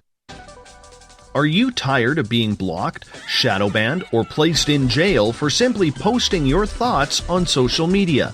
Social Media Freedom can take care of that for you. Social Media Freedom is the newest and one of the best free new apps that allows you the freedom to post what you want, when you want. It takes seconds to download from your app store. Come join the tribe at Social Media Freedom. It's time to set yourself free. Hello, this is your guitar man, Ron Bumblefoot Thal, and I have to tell you, I love the response I get for Little Brother is Watching from Spaced Out Radio fans. It's amazing how music can inspire and make people think deeper about what's going on in the supernatural world. You can head over to my website, bumblefoot.com, to check out my music, my guitar workshops, my touring, even check out some of the hot sauces that I'm working on. And make sure you keep on listening, because with Spaced Out Radio, you know Little Brother is watching.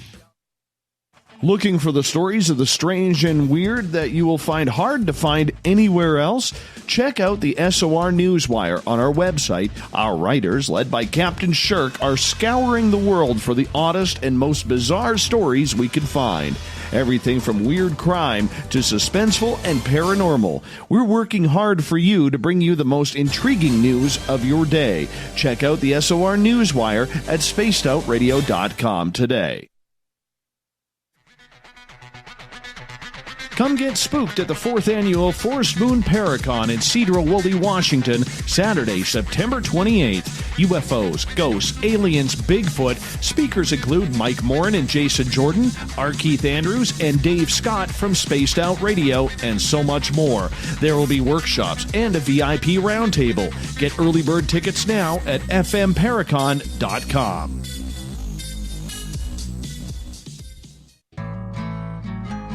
Looking for a place to advertise at a very reasonable cost? Look no further than Spaced Out Radio. SpacedOutRadio.com has an advertising tab that you can click to check out our daily, weekly, and monthly packages to play on the radio, or our website including social media.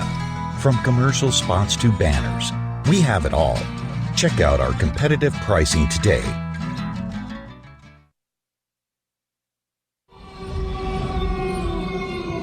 Hey, this is Canadian Paranormal Investigator Mike Morin. The third Wednesday of every month, I'll be teaming up with Dave Scott to bring you Ghosts of the Great White North. Each month, we will bring on guests from across Canada to discuss their ghostly encounters. Canada is a paranormal hotbed with stories you've never heard, so we're going to bring them to you. So get comfy on your Chesterfield, grab a donut, and join us, eh? Coming soon to our website, spacedoutradio.com, is the SOR Space Travelers Club. For just $5 a month, you can get into a private area on our site where you can hang with other listeners in our chat room, post in our forum, and check out a bunch of exclusive content and store that won't be found anywhere else, including a nightly after-show party with Dave. It's going to be the best $5 a month you're going to spend. The SOR Space Travelers, only at spacedoutradio.com.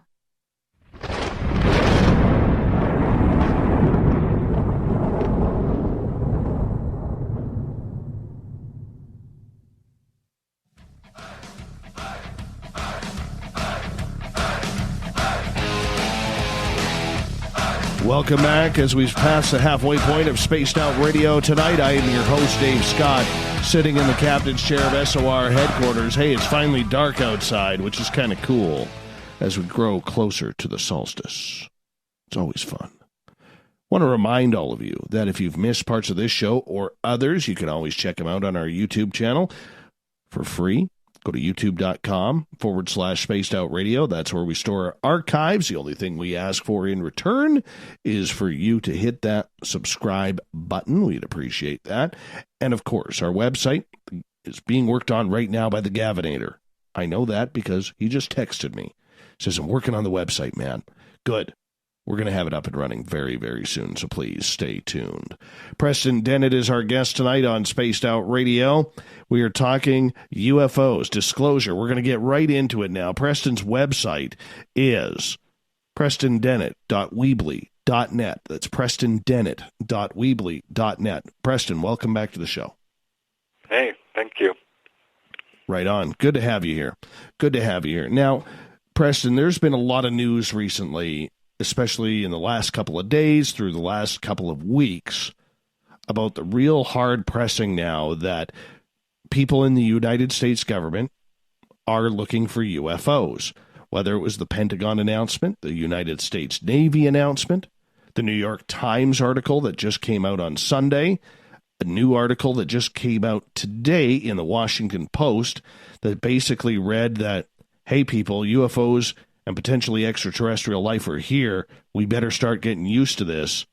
What's your thoughts on all this news that has been coming out in recent weeks?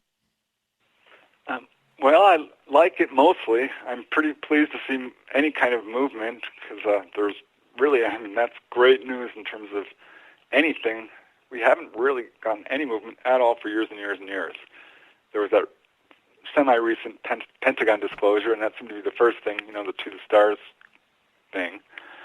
But, yeah, I'm kind of curious exactly why this is happening.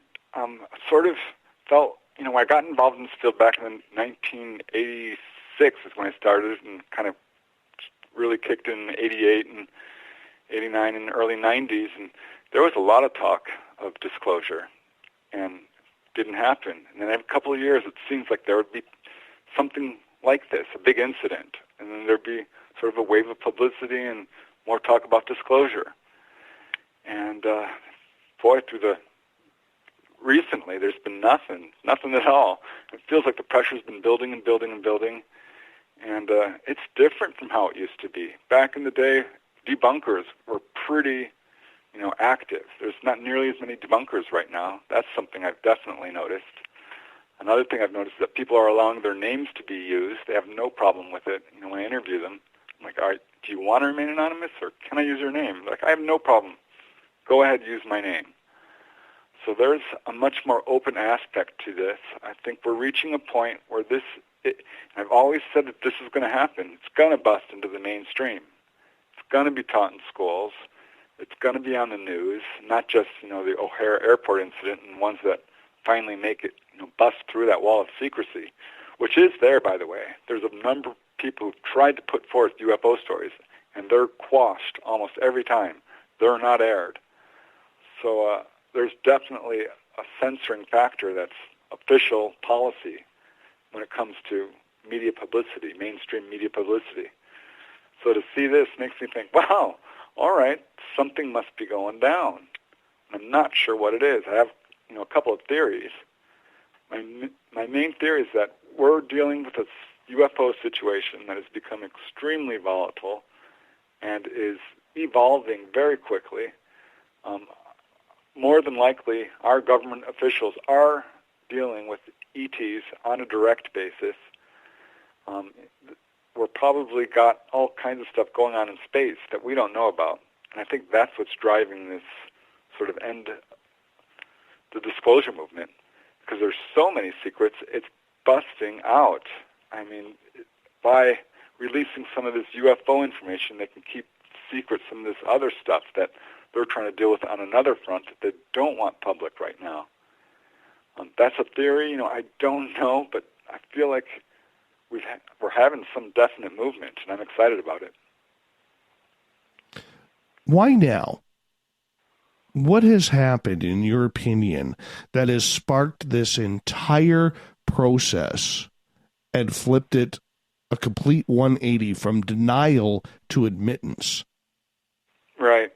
Well, it's weird times now where, there's a lot of political unrest. There's a lot of racial unrest. The whole climate problem is becoming, increasingly apparent.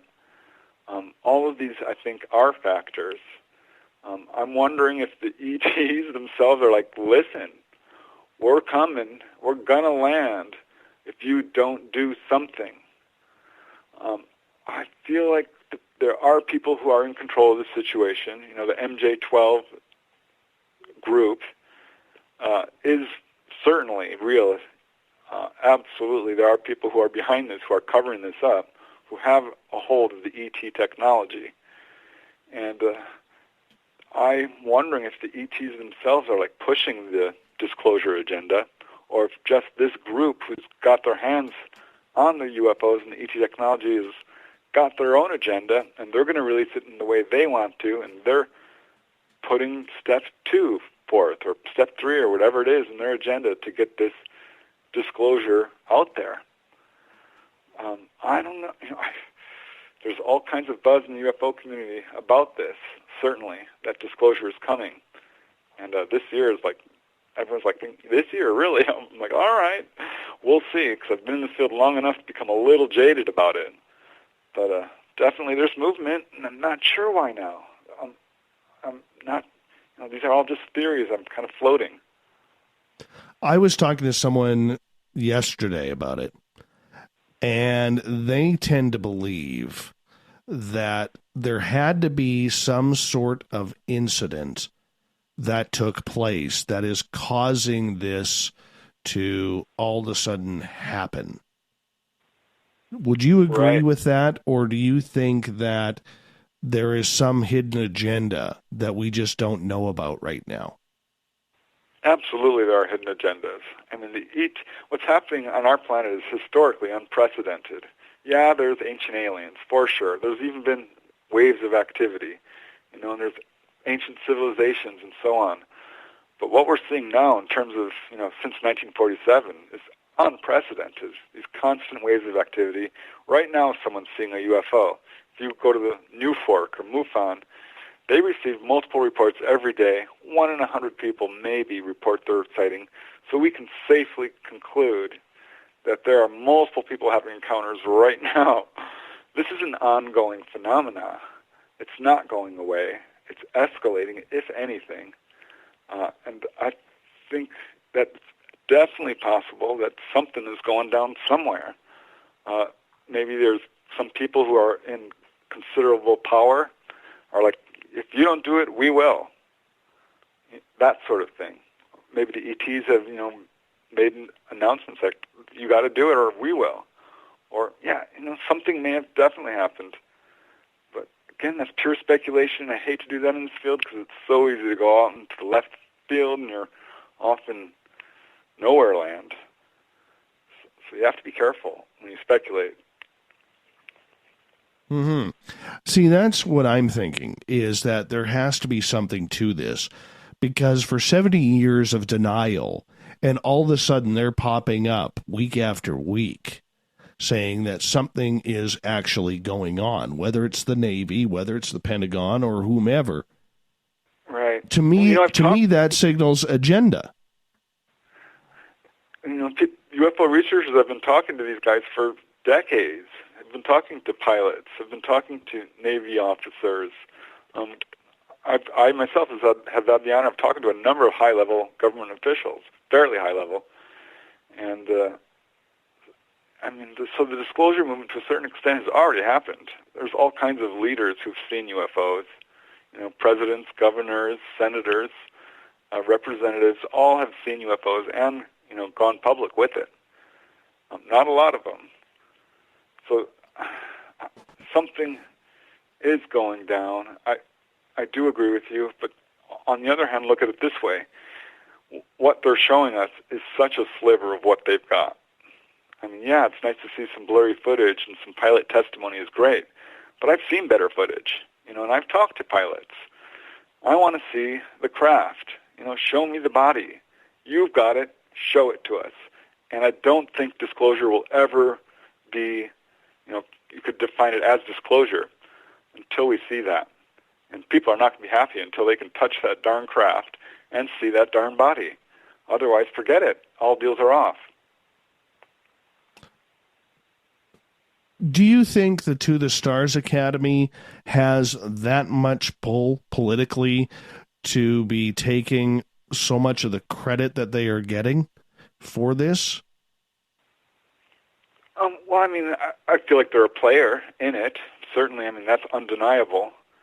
Whether they're like a tool or a conduit or playing a major role is very hard to say. This is a huge, sprawling, very complicated phenomenon that does reach to very high levels of secrecy. So, no, they're not the main player in it by any means. I think we can safely say that. Whether they're going to be used to funnel some of this stuff out, it looks like that's what's happening. And it's just dribs and drabs, these little drips. It's infuriating. It's like, here, look, we're going to show you this footage. Here's a piece of, I'm expecting that next, a piece of metal or something. And it's not going to be enough. It's just not. I was talking, when this whole disclosure movement started heating up with that, 2 years ago, I think it was, the Pentagon, the Tic Tac incident and all that. I asked everyone I knew, did you hear about it? Did you hear about it? And it didn't change their lives. They were still stuck to their cell phone. A few people had heard about it. In terms of a disclosure movement, it made nary a ripple in public consciousness. And I'm not sure that this has either. I'll bring it up at work, and I guarantee you none of them have heard of it.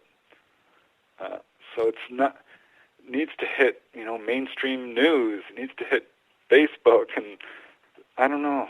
It's just not there yet. Why do you think, with all of this exposure then, that the mainstream public is not getting it? Why aren't they waking up to the fact that there are some very highly political people, some very highly educated people out there who are saying society better start taking this seriously? Yeah, well, it's our own fault. Our own government has really bungled this. They've spent a lot of money to make this phenomena look ridiculous, to make people who see UFOs look like they're crazy or on drugs. There's a push to, kind of euthanize the entire population. Not euthanize, but, hypnotize maybe would be a better word, with all these, drug commercials and pushing people into, God, I can't even verbalize it. Just feels like there's a push-pull, like there's people who are out there who do not have our best interests in mind. There's a greedy segment of this population, the 1%ers, who are holding onto this wealth, think they're part of this cover-up as well. There's the banking industry, the drug industry, the oil industry, the insurance industry. These guys are all on my naughty list. They know what they're doing is wrong, and that's part of the problem. I think that's what's holding disclosure really back. It's all about greed and money and power. And it's reaching a tipping point. If it doesn't come out, the climate, our planet, we're going to suffer enormous problems. And I think that's definitely one, people are beginning to wake up to that. I don't know what it's going to take to wake up the average person who's, out there in society working for a living and just trying to survive. I think it is going to happen at some point, probably within our lifetimes. We're going to see some major changes. Do you believe then it is about, Preston, protecting the stories that they don't want to tell us by giving us little tidbits rather than coming out fully disclosing absolutely everything? I can't imagine what kind of a sticky wicket they've got themselves a hold of. They've painted themselves into a corner. It's going to be very difficult to come. This whole disclosure movement is going to probably be pretty messy. Some heads are going to roll, because there's been illegal activities. This has been covered up in ways that are not legal. It's very hard to say how this is all going to roll out, but I cannot see it going the other way. This is sort of something that has been going on for a very long time, and whether it's bit by bit, that's probably how it's going to happen. And whether we'll ever see the Roswell crash or the alien, the craft, is hard to say. I think we deserve it. I think it's entirely possible it will happen. I doubt it's going to be this year. I think this disclosure movement is going to drag out like pulling a Band-Aid bit by bit by bit. Do you believe then that we are moving more towards a soft disclosure, or what Grant Cameron likes to talk about, a confirmation? Because we are getting it confirmed by the Pentagon. We are getting it confirmed by the United States Navy that this is happening. Yeah, well, if they're going to say that this is real, then people are going to say, well, I'm getting abducted. I'm suing you for not protecting me. I thought you were protecting our airspace. You know what I mean? So if they say, well, this is real, then all the UFO crash stories are like, well, hold on here. What about those? So it's opening up a huge can of worms. And for them to say, oh, yeah, we had a sighting, is disingenuous when they know full well that they've had crashes, that they've got this technology.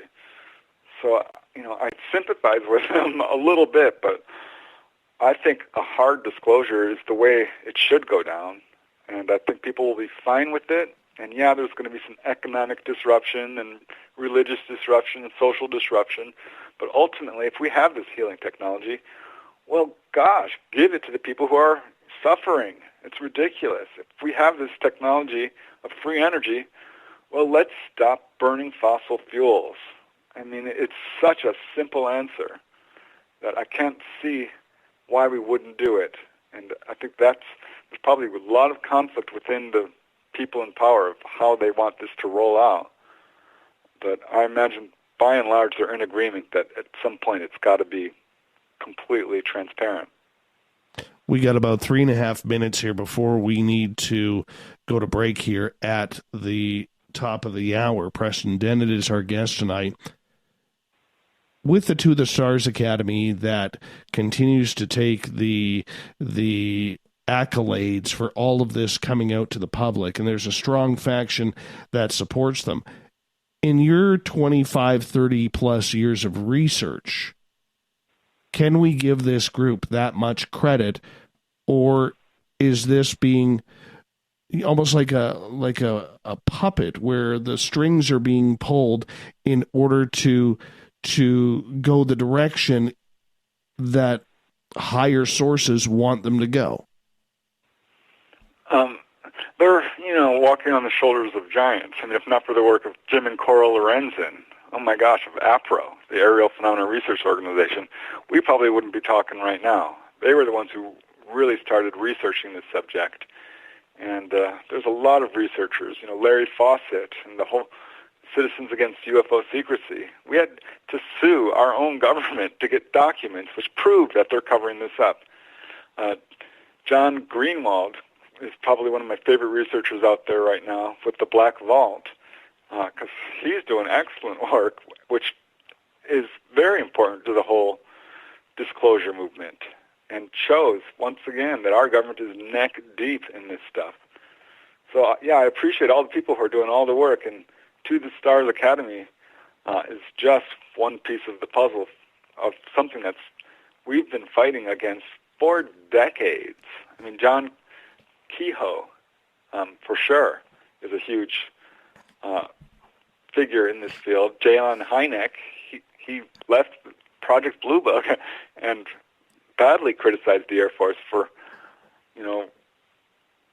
trying to find mundane explanations and criticize witnesses when they knew full well this was real, and the best cases were actually bypassing Blue Book. So a lot of people have been working on this disclosure movement for a very long time before these guys ever came along. Is the criticism that many have of To the Stars, whether they're bystanders watching from the outside or researchers, no matter how big or small name they are, is the criticism fair? We got about a minute. Well, certainly everyone's entitled to their opinion. I'm just happy to see that people are talking about this subject. I'm happy to see that it was brought up in a White House briefing. Yes, there was giggles of nervous laughter. But yeah, this subject, UFOs, was actually brought up, and I haven't seen that ever, not in my lifetime, or at least not since I began researching this stuff. So I'm always wary of criticizing any UFO researchers out there. It's a really tough field. There's disinformation agents. There's an active cover-up that's still going on. So kudos to anyone who's willing to, try and push this disclosure movement. Preston, you hold on. We're going to go to the top of the hour here at the break. Preston Dennett is our guest tonight on Spaced Out Radio. His latest book, The Healing Power of UFOs, 300 True Accounts of People Healed by Extraterrestrials. You can find it on his website, prestondennett.weebly.com. That website, once again, prestondennett.weebly.com.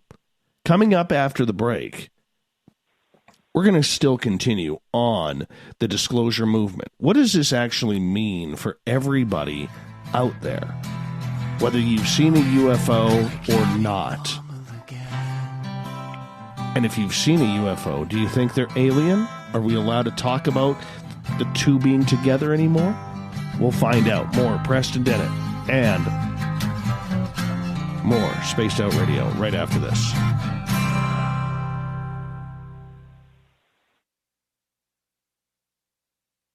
At spacedoutradio.com, we have a little bit of everything for you to stay up late. So while you're there, check out our SOR Newswire, where our team brings you stories of the weird and strange to the WTF from around the globe. News on Bigfoot, UFOs, paranormal, Darwinian-type crime tales. It's the stories that the mainstream media usually won't touch. Well, we got them all on the SOR Newswire, only at spacedoutradio.com. Come hang out with Spaced Out Radio, where we own the night. This is Carl. You can follow Dave on Twitter at Spaced Out Radio, and during the show, use the hashtag Spaced Out Radio to chat with us live. On Instagram, at Dave Scott SOR. On Facebook, give our page a like, Spaced Out Radio Show. SOR archives are free on YouTube at Spaced Out Radio. Come join us, or I will come join you. See you at your window. Get your horns up with me on Spaced Out Radio. This is Ron Bumblefoot Thal. Come tune in to SOR, where you can hear me rock out with Little Brother Is Watching, the official theme song of Spaced Out Radio. And then come on over to bumblefoot.com, where you can find out about my tour schedule, my music, and everything else. Bumblefoot.com keeps you up to date on what I'm doing and the best way to stay in touch with my music and music camps. Sign up for my newsletter at bumblefoot.com, and remember, Little Brother Is Watching. Find your escape where time has no limits. It's about living today and cherishing the heritage of yesterday. A spirit of adventure for what is new, with the nostalgia of the past. Your timepiece is a reflection of who you are. Life surrounded by beauty from the world around us to the soul within. EscapeWatches.com. There is no time like the present to enjoy your escape. Use promo code SMF2017 for your 20% discount today. The Call of the Wild is in Vancouver. The Moose Vancouver is one of the hottest bars and restaurants in the city. Open until 2 a.m. nightly, the Moose will rock you like a hurricane all night long. Great food with everything on the menu at $6.95 near the corner of Nelson and Granville. Get your horns up and come rock with us. The Moose Vancouver, the official rocking bar of Spaced Out Radio.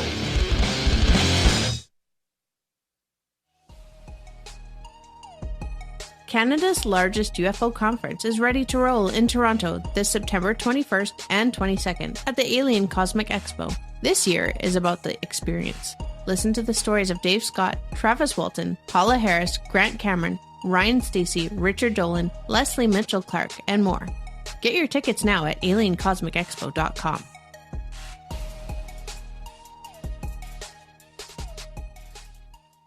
Visit purpleplates.com today. For over 40 years, the Purple Energy Plates have been delivering amazing results for their many customers.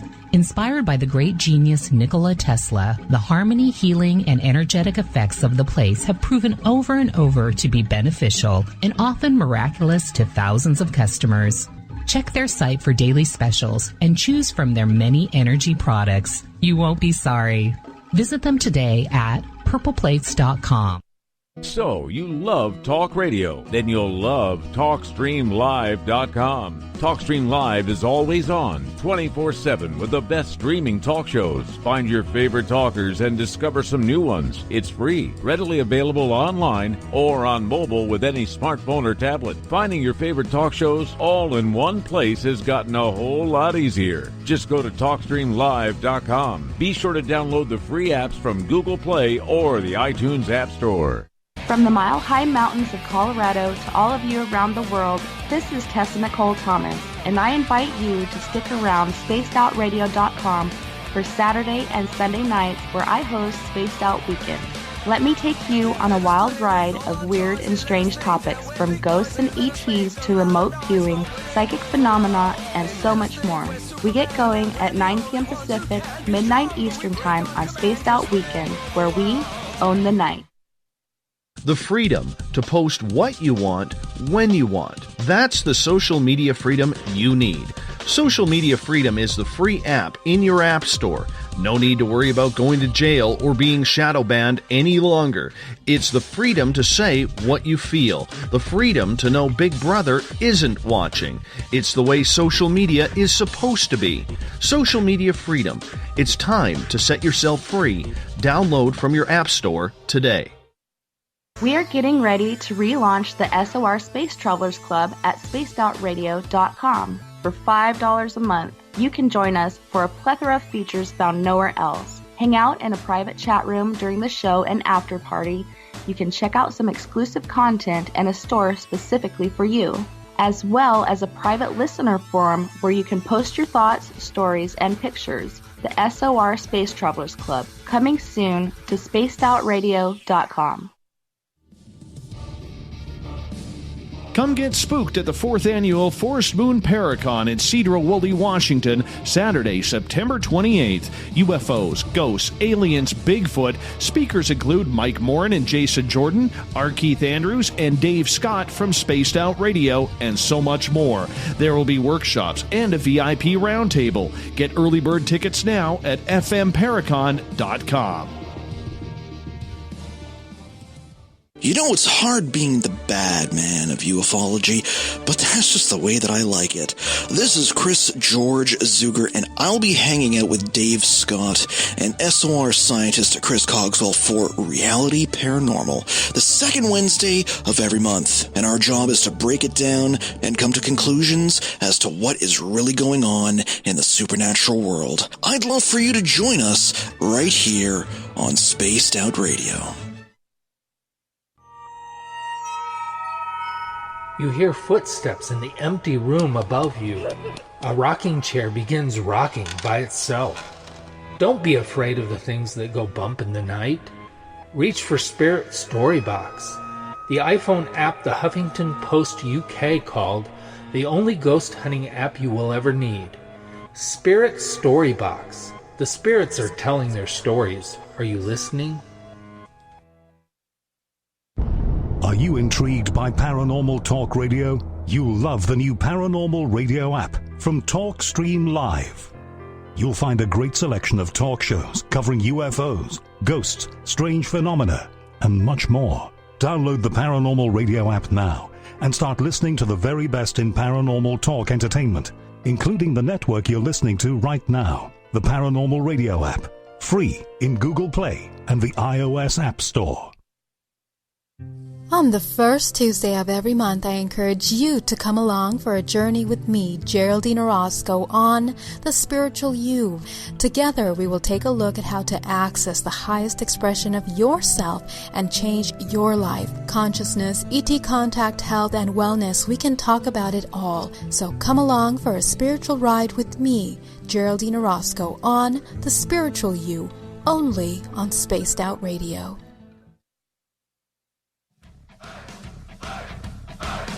Would you like to connect with us? Head to spacedoutradio.com for all your latest show info. Now, back to Dave Scott and SOR. Welcome back to the third and final hour of Spaced Out Radio. Tonight, I am your host, Dave Scott. Great to have each and every one of you with us. Tomorrow night on the show, we're hoping John Tenney will return for his Paranormal Weirdo segment. We'll find out in the morning if he can make it. He's supposed to be doing a little bit of traveling. 9:06 Pacific, 12:06 a.m. Eastern at spacedoutradio.com. Hi to everyone listening in on KZFX 93.7 FM in Ridgecrest, California, WQEE 99.1 FM in Newnan, Georgia, KDUN AM 1030 in Reedsport, Oregon, UPRN 107.7 FM in New Orleans, and our newest affiliate, KDNF AM 1560 in Dangerfield, Texas. On the digital side, hi to everyone listening in on Revolution Radio and Deep Talk Radio. Good to have you with us. Remember, all of our archives are free at youtube.com/Spaced Out Radio. Just do me the favor, hit that subscribe button. The Desert Clam has set the password for tonight in the SOR Space Travelers Club. Diesel. Diesel is your password. Make sure you use it wisely, Space Travelers, as the Clam sets a password each and every night, right here on the mighty SOR. Our website is currently under construction. The Gavinator working on it diligently. We should have it up in the next couple of days. Fingers crossed.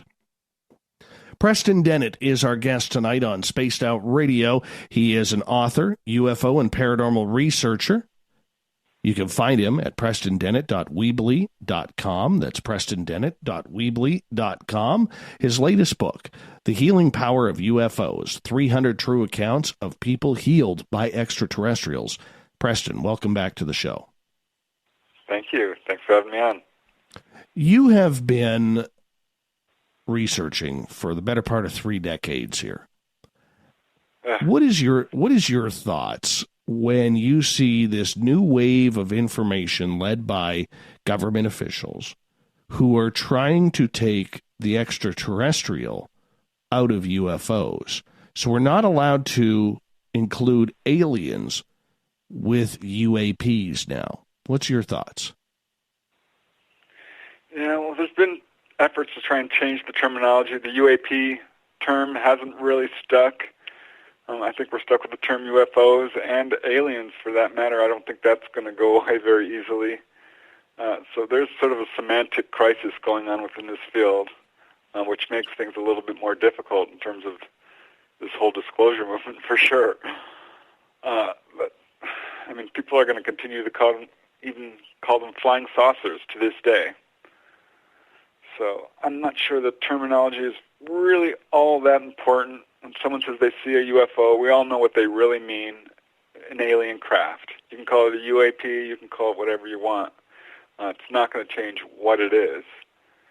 And, that's one method, people do use to sort of influence public opinion on a subject is to, call it something else, a euphemism. They didn't die, they just passed away type of thing. So when you look at it, is it narrowing the aspect? Because so much in the entire paranormal realm, using the paranormal as an umbrella term, we've broken down the parts so much and segregated everything so much into its own little category that a lot of the definitions don't even make sense anymore. Whereas when I hear someone, whether it's Lou Elizondo, Chris Mellon, or anybody talk about these UFOs, and they're saying that the technology doesn't seem to be originating from this Earth, well, that tells me it's extraterrestrial. I can't get around that. And I'm not clearly understanding why so many people are. What's your thoughts? Well, I think there's a lot of fear to this subject. People who have resisted the subject refuse to look at the evidence. It's a core belief. It's very much like religion or politics. It's something people become very vehement about. That's part of it. And that term UFO is really unfortunate because you bring it up and the first thing people think is, they titter and they laugh and they roll their eyes, and you can clear a room pretty quick. I think at some point we are going to have to call it what it is.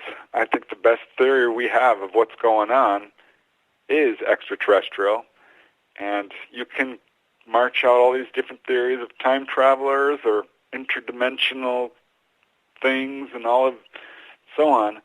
But once we see the craft, once we see the alien body, all bets are off. We know what it is. I think there's a lot of people who do know that we're dealing with extraterrestrials. It's time we just call them alien craft or extraterrestrial craft. I don't really care what the term is. Perhaps alien isn't the best one. Maybe there's a new term we can use. It's going to be hard to make it stick, though. I think extraterrestrial is probably the term that most people are comfortable with. ET. I don't know how it's all going to go down, but I just can't see it going any other way. Like I said earlier, there's a lot of pressure on a lot of different sides for this all to come out and bust into the mainstream. It is a little bit coincidental, though. Now we're turning into these politically correct type of terms of what we're supposed to use and what we're not supposed to use. Right. Well, some people don't like the term abductee or abduction. Well, I mean, a lot of people who have this experience, it is essentially a kidnapping. And, no, they want to use the term contactee, which has its own negative implications. So they use the term experiencer, which is kind of awkward and can cover just about anything. And as far as this disclosure movement, what I'd like to do is get in front of these Pentagon guys and say, all right, so UFOs are real, you're saying. So tell me about Betty and Barney Hill. What do you think of them? Or Travis Walton? Let's get into it. Because once they start saying UFOs are real, well, let's break it all down to these cases that we know are real, the radar return cases, the landing cases, the face-to-face contact cases, all the way up to the so-called abductions. And that's going to be really interesting to see how the Pentagon people deal with their first questions on abductions. Do you think they want to get into that, or are they maybe hiding that because they are separating the terms from UFOs to extraterrestrials or alien craft?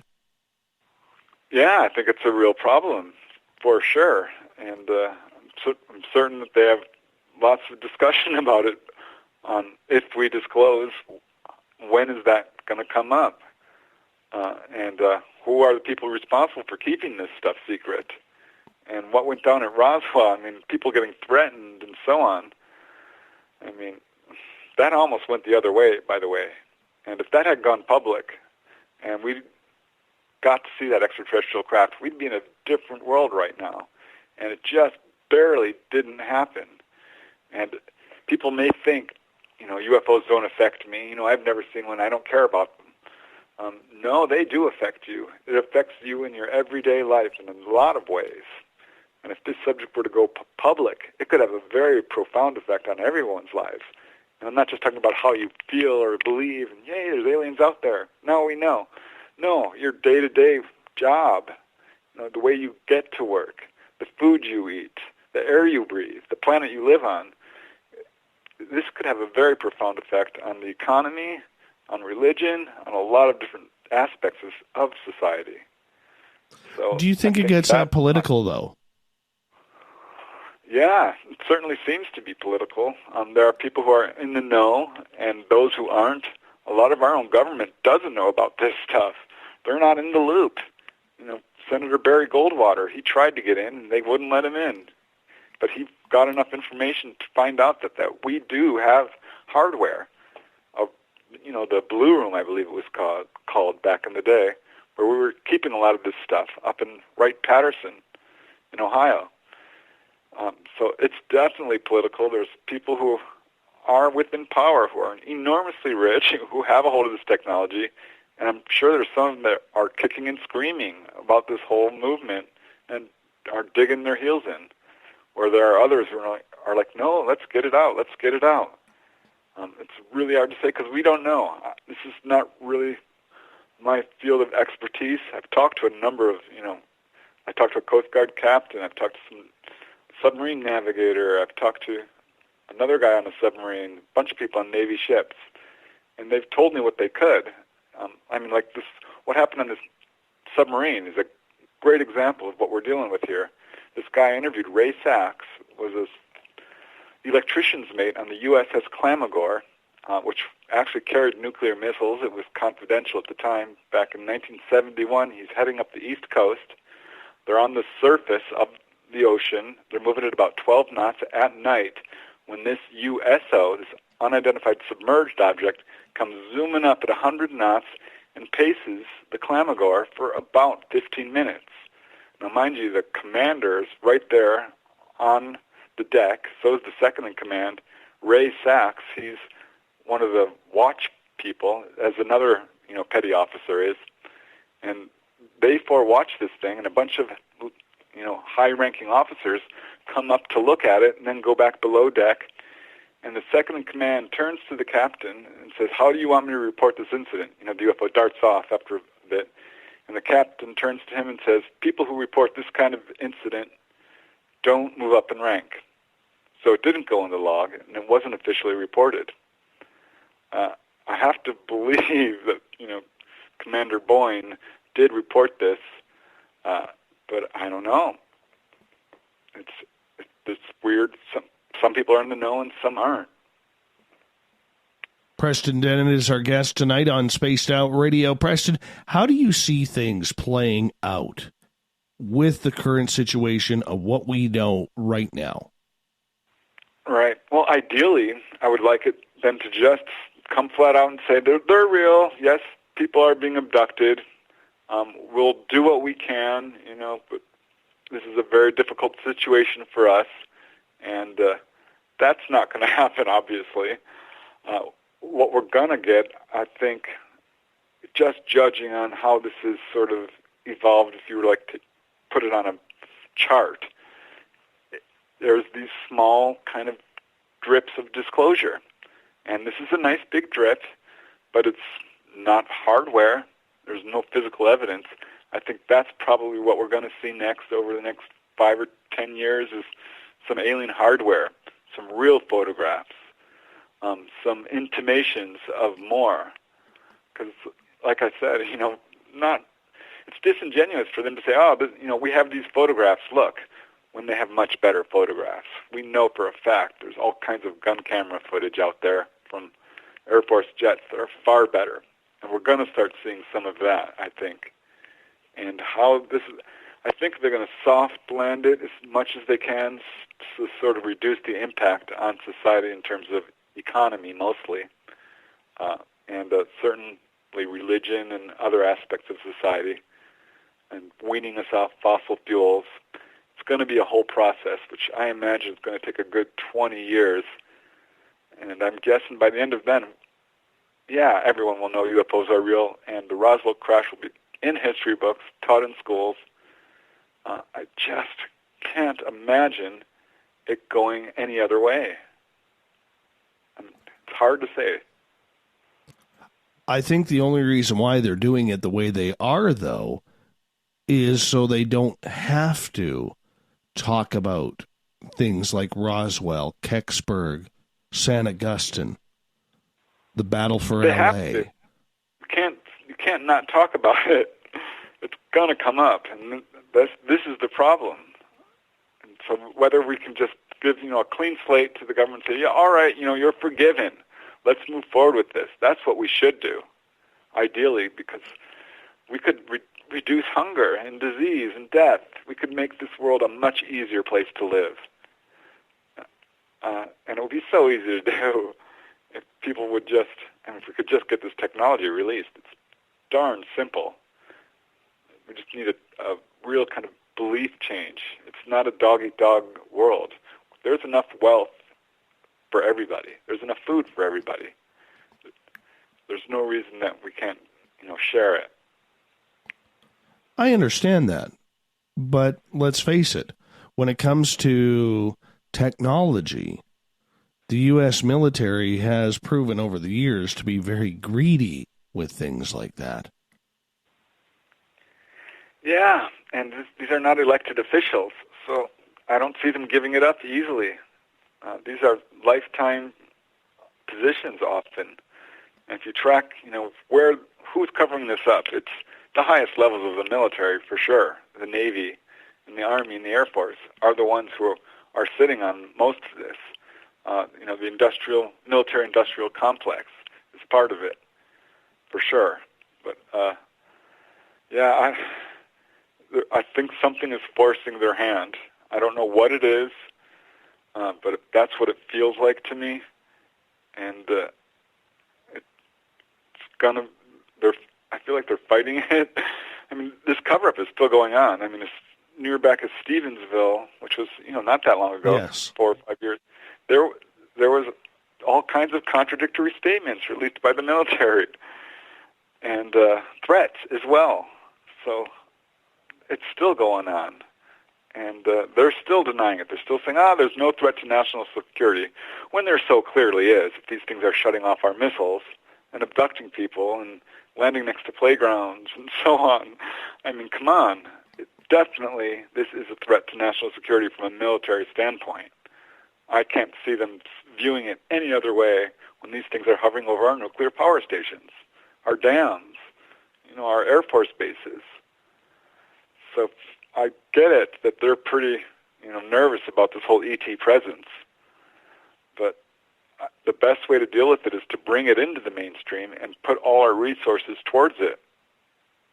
Are they nervous, or are they worried about the technology that they may already have coming forward for public consumption? Because, and let me expand on that, because the way I look at it, maybe you'll agree, maybe you'll disagree.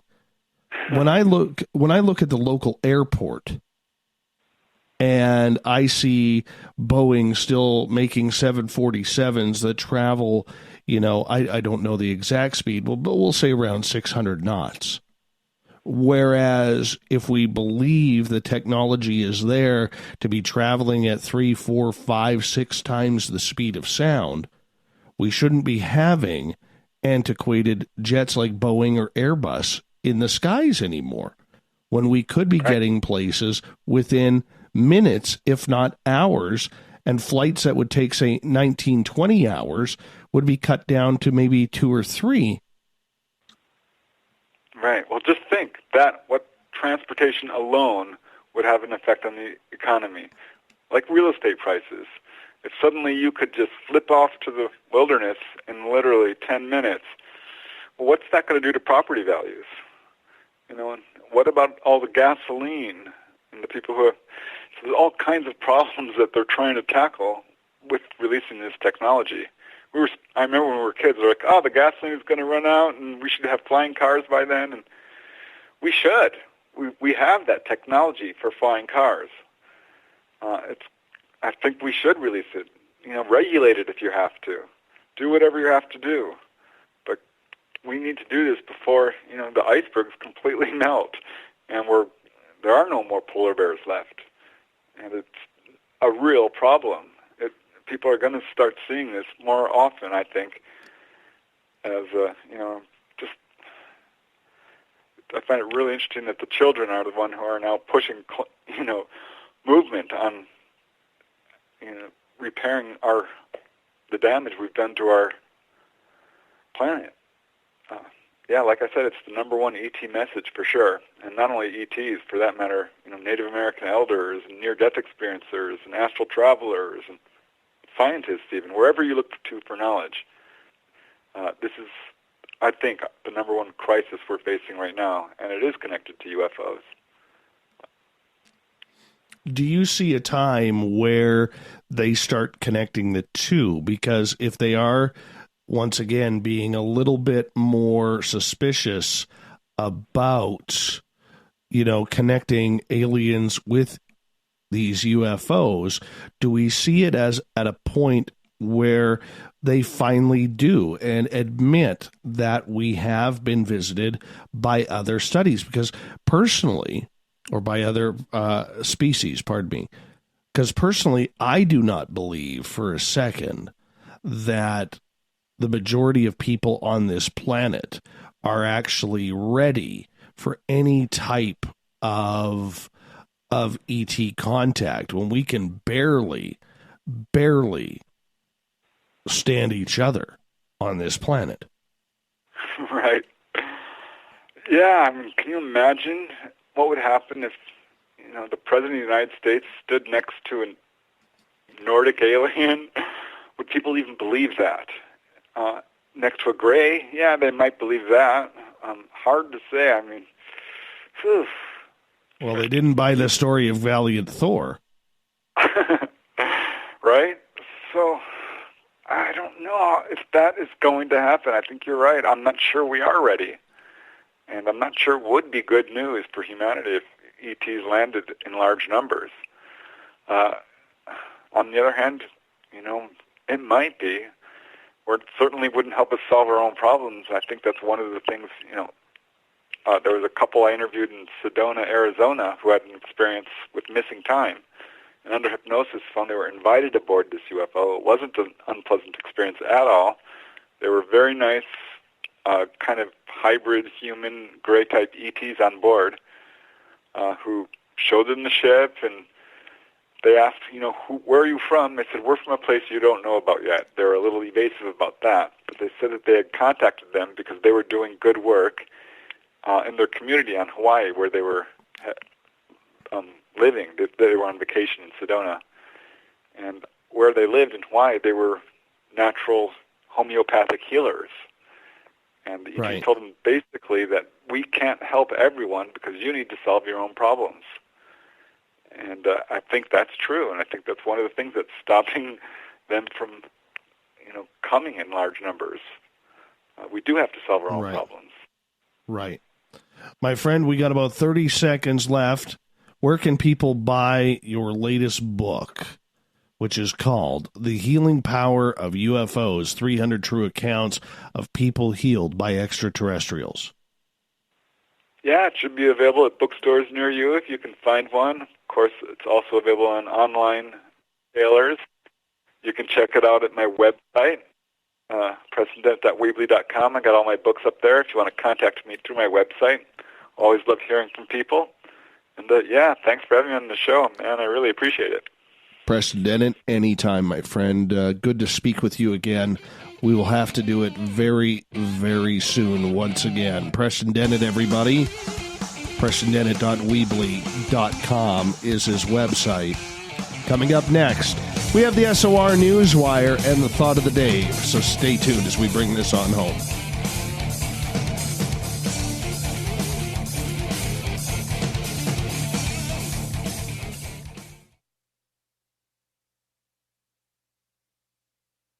Coming soon to our website, spacedoutradio.com, is the SOR Space Travelers Club. For just $5 a month, you can get into a private area on our site where you can hang with other listeners in our chat room, post in our forum, and check out a bunch of exclusive content and store that won't be found anywhere else, including a nightly after-show party with Dave. It's going to be the best $5 a month you're going to spend. The SOR Space Travelers, only at spacedoutradio.com. Visit purpleplates.com today. For over 40 years, the Purple Energy Plates have been delivering amazing results for their many customers. Inspired by the great genius Nikola Tesla, the harmony, healing, and energetic effects of the plates have proven over and over to be beneficial and often miraculous to thousands of customers. Check their site for daily specials and choose from their many energy products. You won't be sorry. Visit them today at purpleplates.com. Hello, this is your guitar man, Ron Bumblefoot Thal, and I have to tell you, I love the response I get for Little Brother is Watching from Spaced Out Radio fans. It's amazing how music can inspire and make people think deeper about what's going on in the supernatural world. You can head over to my website, bumblefoot.com, to check out my music, my guitar workshops, my touring, even check out some of the hot sauces that I'm working on. And make sure you keep on listening, because with Spaced Out Radio, you know little brother is watching. So, you love talk radio? Then you'll love TalkStreamLive.com. TalkStream Live is always on, 24/7, with the best streaming talk shows. Find your favorite talkers and discover some new ones. It's free, readily available online or on mobile with any smartphone or tablet. Finding your favorite talk shows all in one place has gotten a whole lot easier. Just go to TalkStreamLive.com. Be sure to download the free apps from Google Play or the iTunes App Store.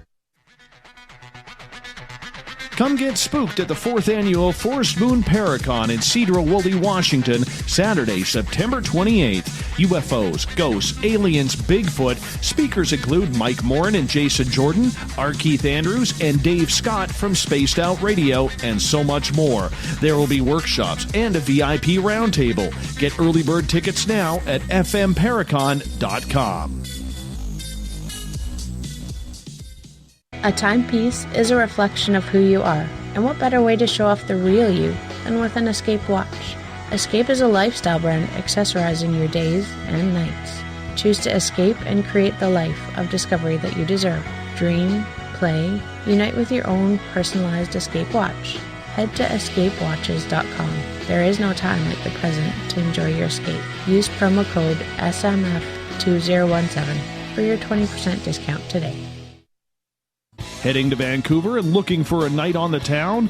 The Moose Vancouver is the bar that never stops rocking until 2 a.m. every night. The Moose has great food with everything on the menu from $6.95 to $8.95. Fantastic, vibrant staff and rock and roll that will bring you back to when the music was real, the hair was long, and the guitars were rockin'. Get your party on at the Moose Vancouver, the official party bar of Spaced Out Radio. Coming up this September 21st and 22nd, all UFO eyes will be focused on Toronto for the 4th Annual Alien Cosmic Expo. Come listen to some of the biggest names and experiencers in ufology. Travis Walton, Paul Hellyer, Richard Dolan, Paula Harris, Grant Cameron, Randy Kramer, and Spaced Out Radio's own Dave Scott. Tickets are on sale now at aliencosmicexpo.com.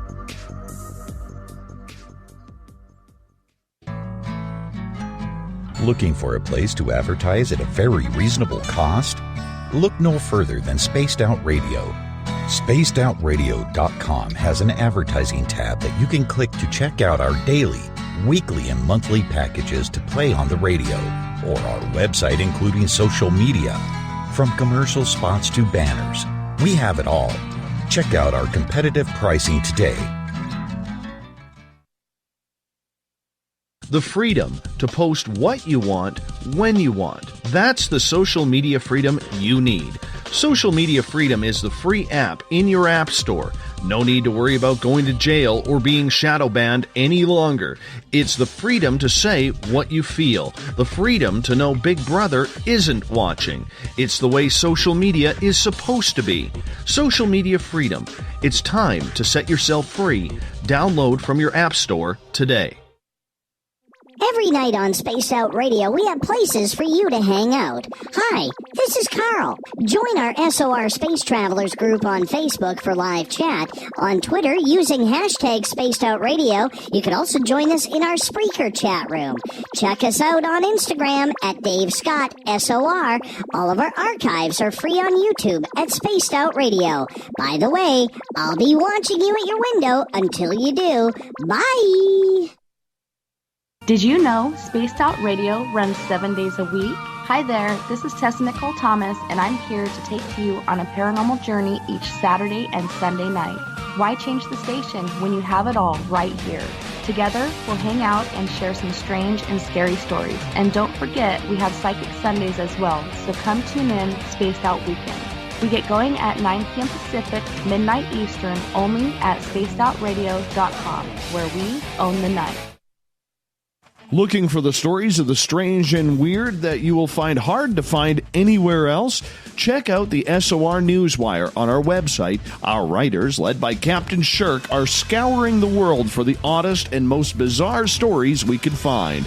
Everything from weird crime to suspenseful and paranormal. We're working hard for you to bring you the most intriguing news of your day. Check out the SOR Newswire at spacedoutradio.com today.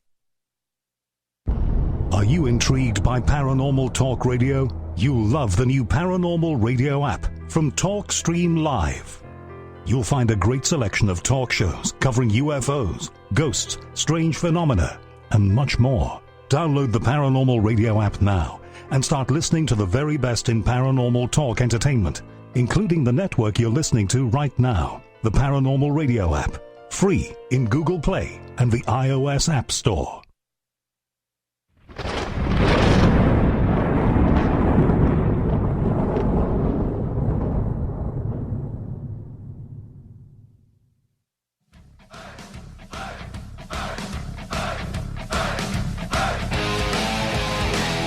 We've rounded third. We're heading for home tonight on Spaced Out Radio. I am your host, Dave Scott, sitting in the captain's chair of SOR headquarters. Reminder, if you missed most of tonight's show or others, you can always go check them out for free on our YouTube channel, youtube.com/Spaced Out Radio. Just do me the favor, hit that subscribe button. Our website currently under construction. Don't worry, the Gavinator says just a couple more days and we should be up and running.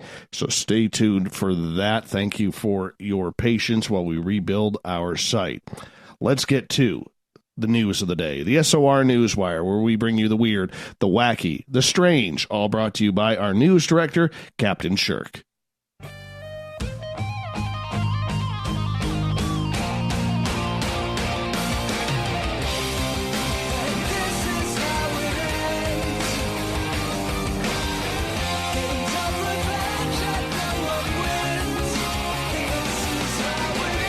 The news is always changing, which is why we bring you the SOR Newswire at the back end of every show, where we get to the stories that are just a little odd, maybe adventurous, maybe scratch your head a little bit. We're going to start off with talking about bees.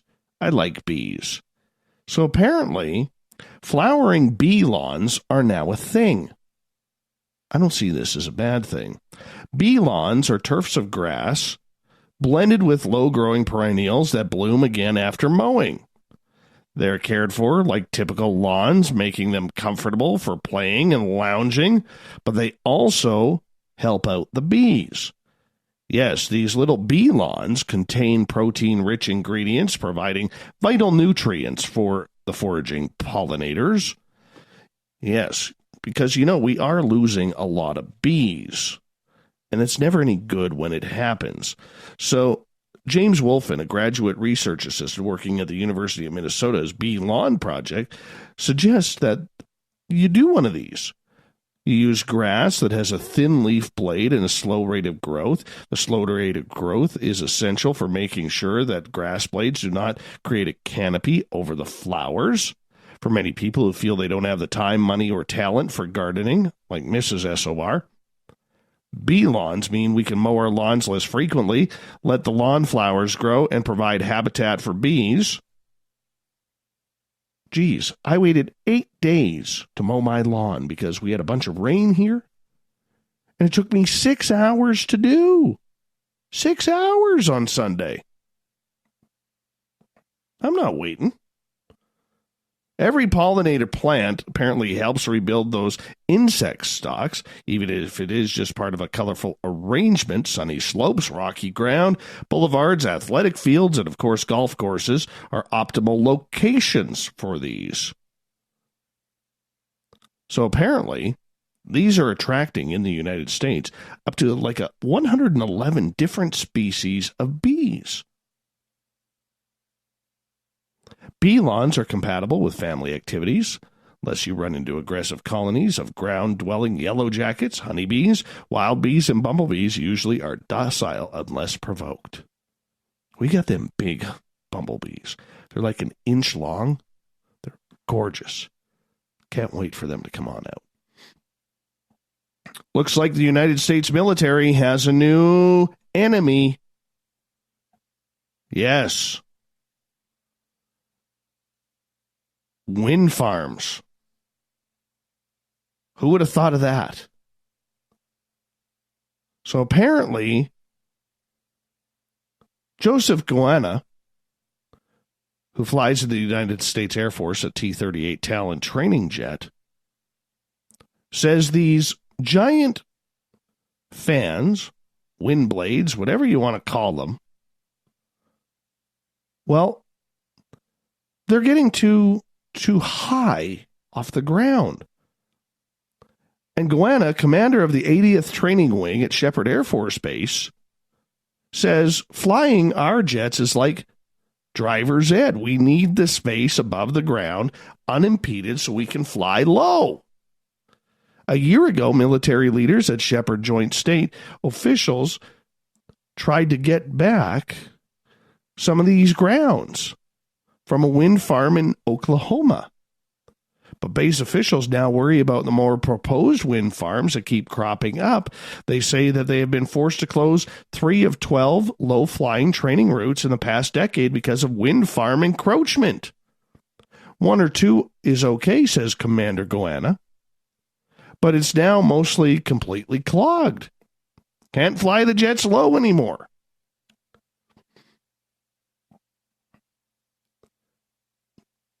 I don't know.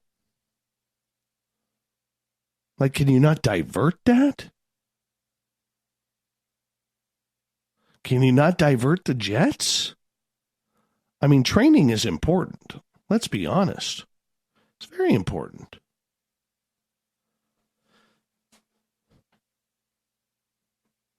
Now, I don't know. What's more important, clean energy or training new pilots? What's your thoughts? Let us know on the SOR Newswire on Facebook. July 2nd, there's going to be another total eclipse. But unlike Bonnie Tyler, it won't be of the heart. So on July 2nd, starting off the coast of New Zealand, the solar eclipse will reach its peak about 1,000 kilometers north of Easter Island. Parts of Chile, Argentina will be in the path of totality, with partial eclipse visible from Ecuador, Brazil, Uruguay, and Paraguay if weather permits. This is expected to last 4 minutes and 33 seconds at its peak, longer than the 2 minutes and 40 seconds in 2017. As luck would have it, Chile is one of the only spots on land from where to view the eclipse in totality. Happens to be one of the world's best stargazing regions as well. So we're going to get ripped off here in North America by this one. Pretty much everybody is. Kind of sucks. I like a good eclipse. They're kind of cool to watch. Oh, by the way, if you have the money, you can go down to the Elqui Valley. A short plane ride gets you to the Atacama Desert, the Andean Plateau, 4,000 meters above sea level, 13,123 feet if you're counting in the old way. Yeah, you can stay at one of their chalets. It's only about $5,000 per person. But you get to see the eclipse. How about that? $5,000 for an eclipse. Would you do it? Eclipse tourism. I didn't even know there was such a thing. But hey, the resort has renovated a 1929 mansion for your liking. Very cool, actually. Looking at one of the suites. I'm sorry, I'm not paying $5,000 to fly down to Chile to see an eclipse. That just doesn't make sense to me. All right, let's get back to the Great White North. We're dropping the gloves here in Canada because us Canadians have now entered the battle with Russia and Denmark over who owns the North Pole. Well, it's only obvious that we do. I don't even know why Russia and Denmark are getting into this battle. Every kid around the world sends a letter to the North Pole. That comes to Canada, baby. Comes to Canada. When you send a letter to Santa Claus, okay, North Pole, Canada. Well, apparently, we have made a claim, the Canadians, that is, have made a claim to a vast portion of the Arctic seabed that includes the North Pole. The claim sets up the federal government for talks with Russia and Denmark, which already filed their own claims. Canada's document was filled last week with a United Nations body that is to determine the scientific validity of each country's version of where the lines on the map should be. Russia's big enough, man. They don't need it. They just want bragging rights. A decision will be made after the negotiations between the three countries. Canada's submission is late. The previous federal government nixed plans for a claim in 2013 that didn't include the North Pole. Russia has been beefing up both its civilian and military capabilities in the North for the last decade. Well, we can't really do that considering our antiquated CF-18 Hornets could barely cover the country, let alone the North Pole. But we're going for it. We are going for it.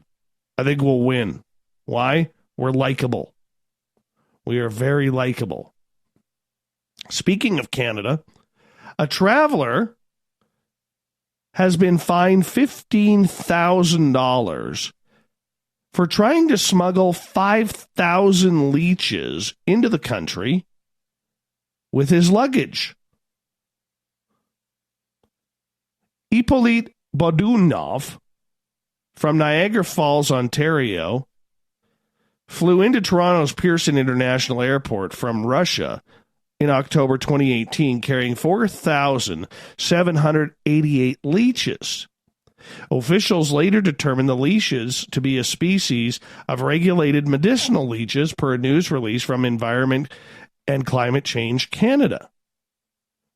Well, on Friday, he pled guilty to violating Canada's Wild Animal and Plant Protection and Regulation of International Interprovincial Trade Act at an Ontario court. He was sentenced to pay a $15,000 fine, which will be appropriated towards the Government of Canada's Environmental Damages Fund. Bodunov is also banned from importing, exporting, or owning any animals protected under the International Convention on International Trade in Endangered Species Agreement for a period of 1 year. Yeah, that's going to stop him. Oh, you can only have 1 year, you bad guy. Now, officials found the live leeches wrapped inside wet cloths that were stored inside a shopping bag. The leeches were confiscated and later identified as Hyduro verbena, a species valued for its medicinal anticoagulative properties by an expert at the Royal Ontario Museum. Bad, Bodunov. Bad. We're moving on. Now, it's kind of sad story here. 2 years after Isabella Hellman vanished in the Caribbean Sea while on a honeymoon cruise, a federal judge has now sentenced her husband, Louis Richard Bennett, to 8 years in prison for involuntary manslaughter. In a Miami courtroom, Judge Federico Moreno called it a very sad case. Bennett, 42, was clean-shaven, wore a tan and brown scrubs, a chain around his waist, and handcuffs on his wrist. Prosecutors had dropped the original charge of second-degree murder, and Bennett pleaded guilty in November to the involuntary manslaughter of Hellman, a real estate saleswoman in Delray Beach. The sentence was the maximum he could have been given. Bennett also asked Moreno if he could be reunited with his daughter sooner rather than later so that she could be brought up according to his wife's wishes. But when handing down the sentence, Judge Moreno said the family of the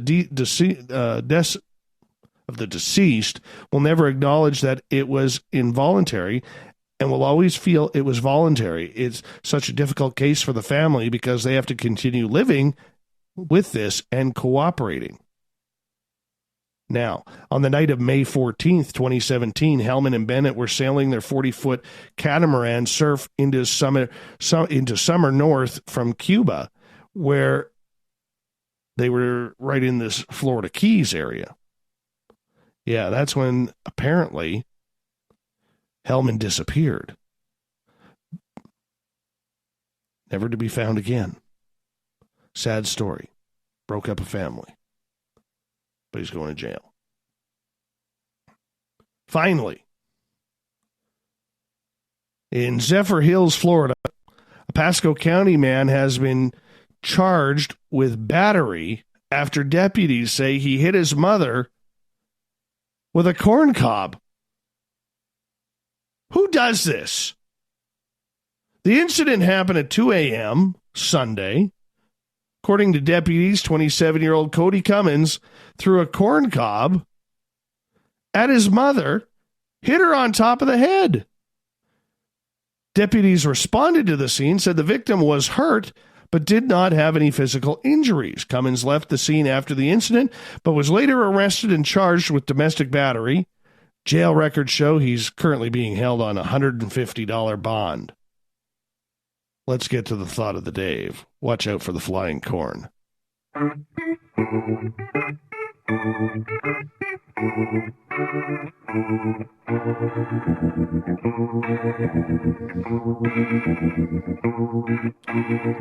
Thought of the Day happens every night at this time, where we post a question on our Facebook and Twitter pages, then make your responses available to everybody else right here on the show. Today's Thought of the Day is as followed. Why do you feel there's so much UFO news coming out from Washington, D.C. recently? Solid question. Thought about that during my morning shower. Yeah, that's what I do in the shower. Think of the thought of the day. Let's start off with Kelly. Number 1, disclosure is coming. Number 2, slow news day, and they are tired of reporting on Florida Man. Number 3, new breed of journalists are in the fold now, and they aren't scared of the fringe stories anymore. Francesca. Richard Dolan talked about this as he at the Paradigm Conference in Vancouver. Who will disclose? I think it's because they are trying not to miss the boat. People like Richard, who are doing a great job bridging the belief versus fact gaps, undeniable. I think they are after the fancy hat. It's going to go on with or without them, so they better feel they need to keep up. Allison.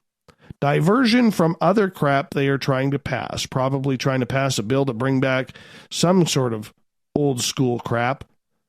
So look, a UFO. Bam. There it is. Debbie. They still threaten many not to talk. Oh, this is true. Chris. It's all an op-ed. They are written by professionals who get paid by special interest groups to write them and make sure they appear in prominent papers. I wonder where the recent ones were ordered by. Good question. Gail. I believe it's the way chosen by those in control to break the ET presence news to Earth's populace as gently and as easily as possible so as not to trigger mass hysteria. This is like an orchestrated play, and we are the audience. At the end, the producers would like the applause more than the rotten fruit being thrown at them. Stephen. Well, you cannot have a deep state without UFOs, can you? These people thrive on conspiracy theories, and this plays right in line with it. Ben Moss, former MUFON director. It's a sideshow made to distract from the real data. Oh, we got to get Ben on to talk about that. Sean, because they know someone is going to go full disclosure soon, I personally think that Putin will be the first. That's a good possibility. Catherine, because it is the best time before our airwaves are taken over by political propaganda for the elections. David, it's time. Prophecies speak about this being the time of ancient ancestry disclosure. Much more yet to come. Jeff, distraction from other issues in the states that have been more making huge headlines lately. People gobble up the what-ifs more than dealing with hard reality of what is going on in their own country more. Adam believes it's distraction, plain and simple. Kevin, those inside the Beltway reporters run that UFO stuff every year to kiss up to the Spaced Out Radio host, Dave Scott, to celebrate his birthday. Very, very true. We're going to end this with Michael Huntington, former guest here. Same story repeated in different venues creates the hype perception of multiple stories. Few tidbits on Coast to Coast, but we are still talking about the same couple of cases that ATIP was involved in. Still few details on this alleged Roosevelt encounter. Interesting cases, but most of this is coordinated viral reporting connected to the TTSA show and their upcoming PR efforts related to company funding. We'll leave it right there. I want to say a big thank you to Captain Shirk for putting our news together for the SOR Newswire. You can find it on our Facebook page till the website is up. Just type in SOR Newswire, give it a like. We'd appreciate that. We also want to say thank you to Preston Dennett tonight for coming on the show, hanging out with us, talking about UFOs and his brand new book about ETs healing people. PrestonDennett.weebly.com if you want to check out his site. Also, tomorrow night on the show, fingers crossed, as the paranormal weirdo, John Tenney is scheduled to be with us. He may be traveling. We may have a last-minute change, but we'll have a good one just in case. John Tenney, tomorrow night, 9:06 Pacific, 12:06 a.m. Eastern at spacedoutradio.com. We got Mr. Ron Bumblefoot THAL rocking in the background with Little Brother is Watching. Bumblefoot is the official music of Spaced Out Radio, rocking us in and out of every single show. Get your horns up for the guitar god himself. Special thanks to everybody listening in at home, in your cars, at work, in our chat rooms, on Twitter at hashtag Spaced Out Radio, wherever you may be. Please remember this show is copyright by Spaced Out Radio and SOR Media Ventures Limited. Thank you to everybody listening in tonight, doing your part to make us bigger and better every single night. Because together, my friends, say it with me, we own the night. I will talk to you in 21 hours from now. Mr. Bumblefoot, we need a favor. We need you to take us home.